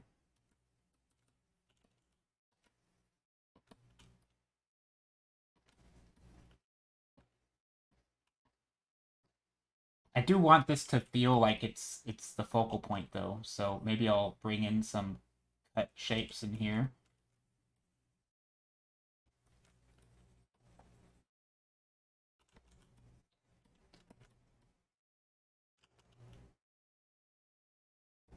Trying to draw these in perspective. Maybe there's pillars up here as well or something. Basically just trying to guide the eye a little bit if the eye ever comes over here.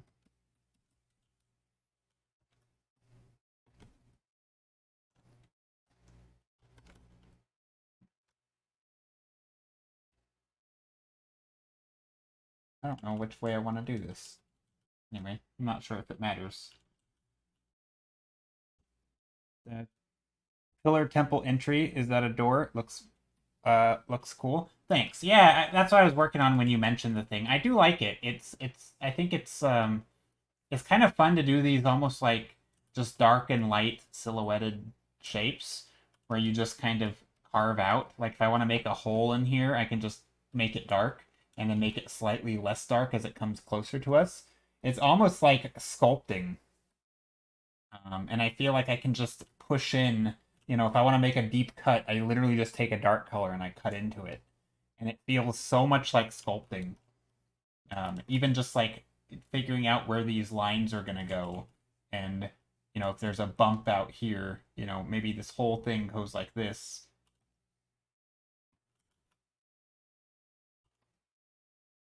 And I really like that. It's sort of this. I'm tempted to say therapeutic, but I don't know, it's nice. Yeah, it does. And I think especially when you use like monochrome colors for me, I mean, this is literally like clay color, right? This like orangey brown color. Like it feels like I'm playing with clay. But I do think there is a prerequisite kind of having a little bit of perspective knowledge, right? Like being able to draw the forms the way you want. But I think it's pretty elementary. Like I think most people, I don't know, I think most people could quite quickly get there. And I'm not claiming I'm anywhere special in that regard because I don't think I'm great at it, to be honest. But it definitely feels like that. And I think if people haven't ever felt that, you should totally try it. Making a chunk of clay out of color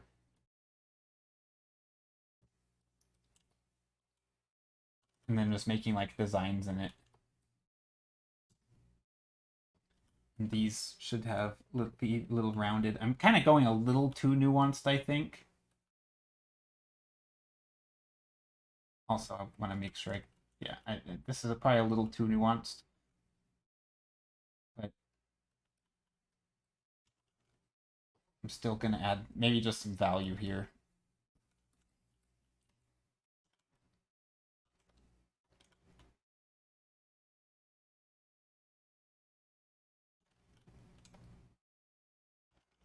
And then down here, just little shapes. I feel like I should probably put some shapes up here. I don't want it perfectly symmetrical.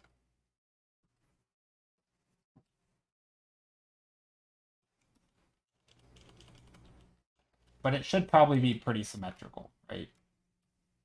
Because That would just make sense.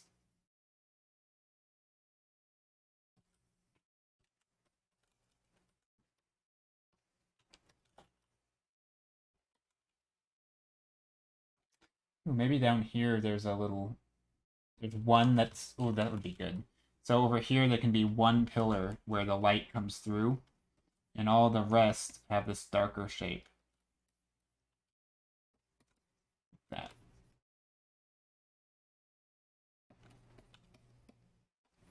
But then we need the overhang because none of these... This, I feel like this architecture would never have... Because it kind of has that feel that everything's carved out of stone. So you're not going to get a pillar that's... It would make sense that there would be a big overhang, right? Because it's carved into the stone.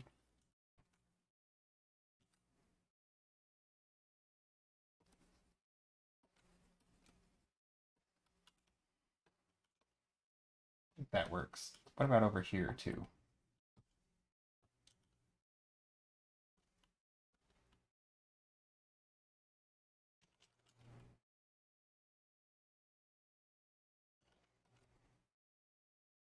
I don't think I like these shapes here, though.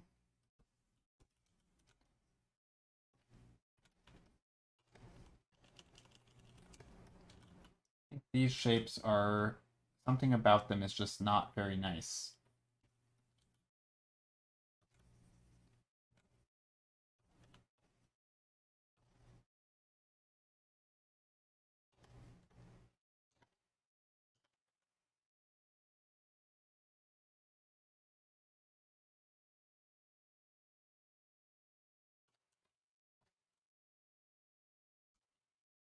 I think the shape design of this part also is kind of confusing. I don't know if I just want purely repetition. I don't think I do.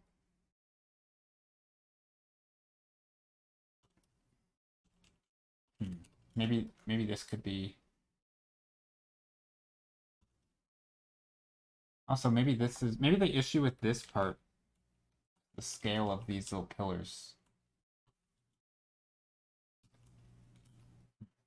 I don't know. I think I need to rest my eyes on this part, though.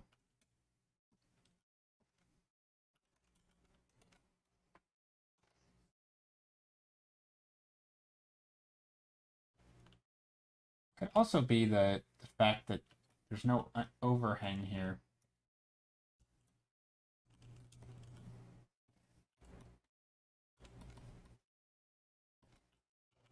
If I erase, see what happens there.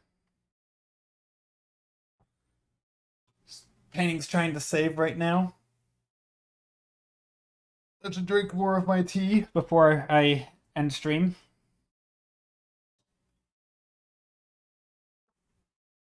Trying to force myself to actually hydrate because I always forget. So yeah, what happens if I erase this? What would that look like?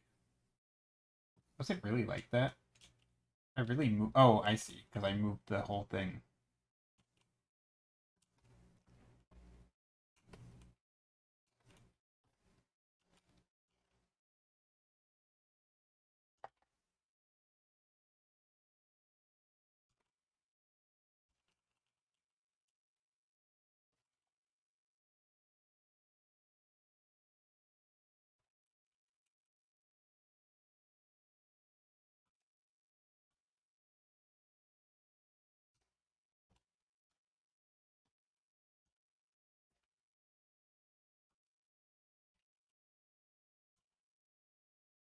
I think some of these, maybe it's the distance here. I think it's like a focal depth issue.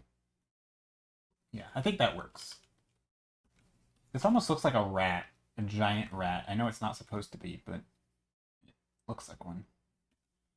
Let's fix that. It's supposed to be a rock. I just wanted some things in the foreground kind of gross. Yeah, I just wanted some things in the foreground to kind of guide our eye.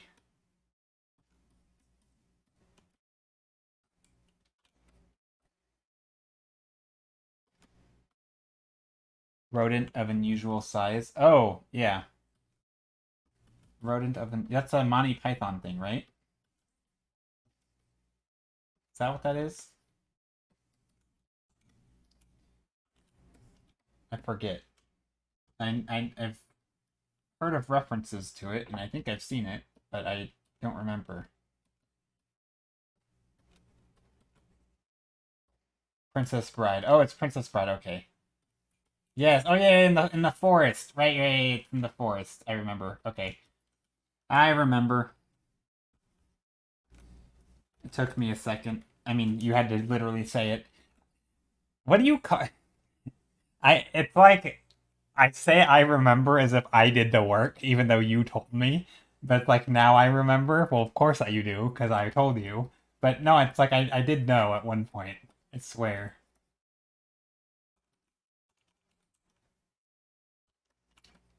But do you ever do that where like you'll forget something and someone will tell you and like, oh yes, I remember. Which I did technically remember because I did know it at one point. I have seen that movie all the time. Okay. I feel like we need a better way of like just maybe just saying thank you for reminding me rather than like I remember because it sounds like we're taking credit. So I am trying to just add in random shapes and stuff here to this text thing. I realize I'm over texturing probably. Or not over texturing, but over detailing. But I just want this to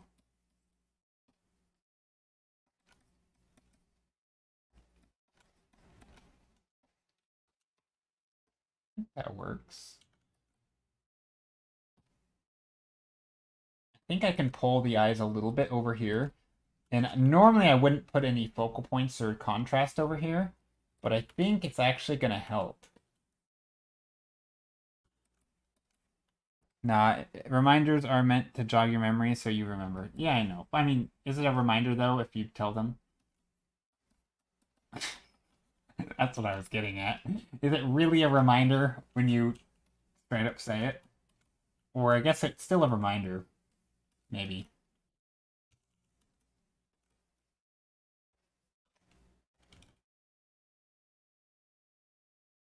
Yeah, I think it is. Okay. Good to know. Also, KG, what have you been working on lately? Anything?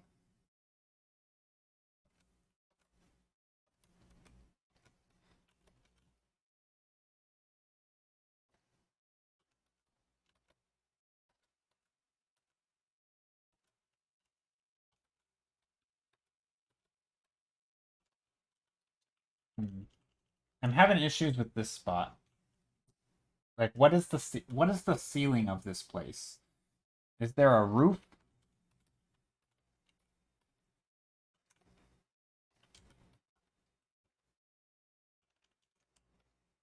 I mean, it kind of feels like there isn't.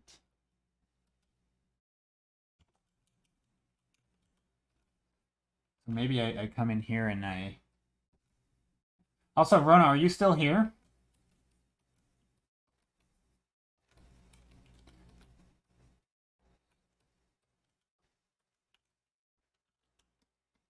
Are you still awake? Oh, you are. Okay.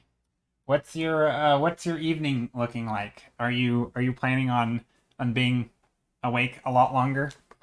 I snuck over to Chakiri. Oh wait, is Chakiri streaming? Hold on. Hold on. Should we raid Chakiri? Chakiri's streaming. How long has Chakiri been on? I'm tucked into bed. Okay. All right. Yes, you need to raid her. Okay, maybe we should raid her. I think I am gonna end up calling stream here pretty much done. I'm starting to spin my wheels, and I actually want to work on the. Gosh, I want to work on all these paintings more. I've been really happy with the paintings. How long has she been live? Oh, yeah, she just started. Okay, okay. Poop. Majar, did you just pop in? And I'm like, I'm gonna end stream. I totally feel that. That happens so often, if that's what you did. You pop into stream and the person's like, I'm ending.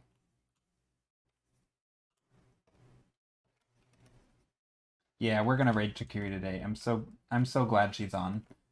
Chakiri's great. If you guys don't know Chakiri, you should. What is wrong with you?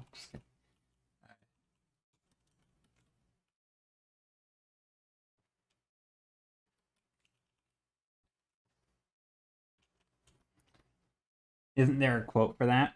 I was here earlier, but I'm off work. For me joining when you ended? Oh, probably. There's a quote for everything at this point. We've quoted the place up. All the quotes. Okay, I do want to figure out what the heck I'm doing in this spot over here.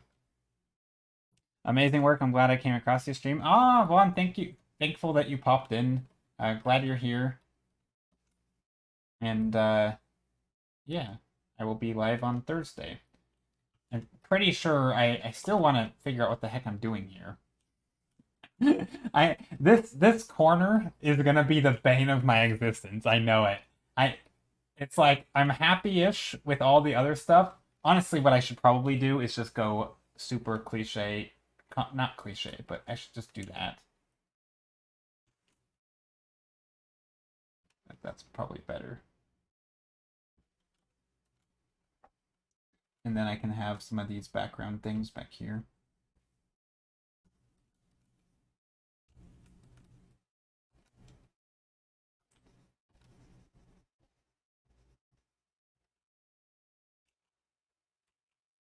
Little stuff like this. And then this is just some little shapes. Basically, these could be little pillars and details way off in the distance. Gosh, that would be actually pretty fun. Yeah, anyway, we are gonna raid Chikiri though. Okay, let's go over there. Ah, but I keep seeing things I want to change. I'm not finished.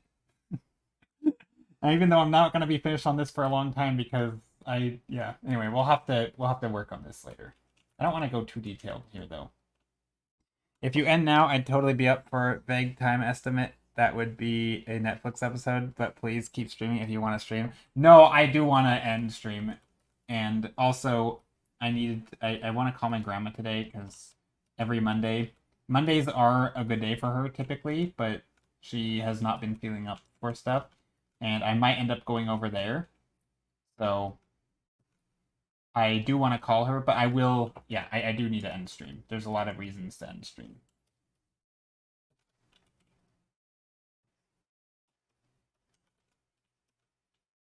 So yeah, let's go to Chikiri.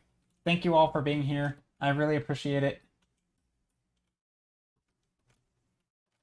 But we can still probably watch a Netflix episode. Probably. We'll see.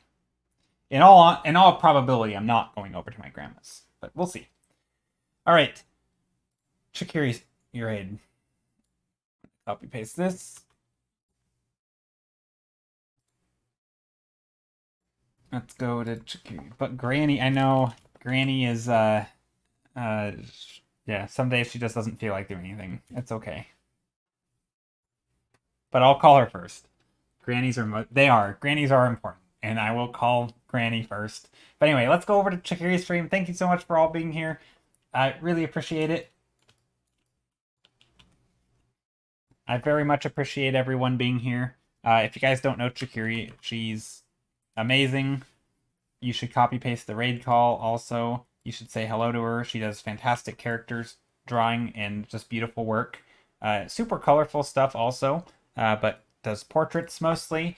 And she has just such a recognizable and extremely skillful style, and just she's great. And also just yeah, streams are fun. So let's go over there. See you, everybody. Thank you again. Also, I have socials if you haven't followed me or forgot or would like to. There they are. Okay, see ya. Bye. Oh, she's muted today? Okay, yeah, she talks a lot, but in a good way. That sounds like an insult when you say she talks a lot. Okay, see ya. For real now.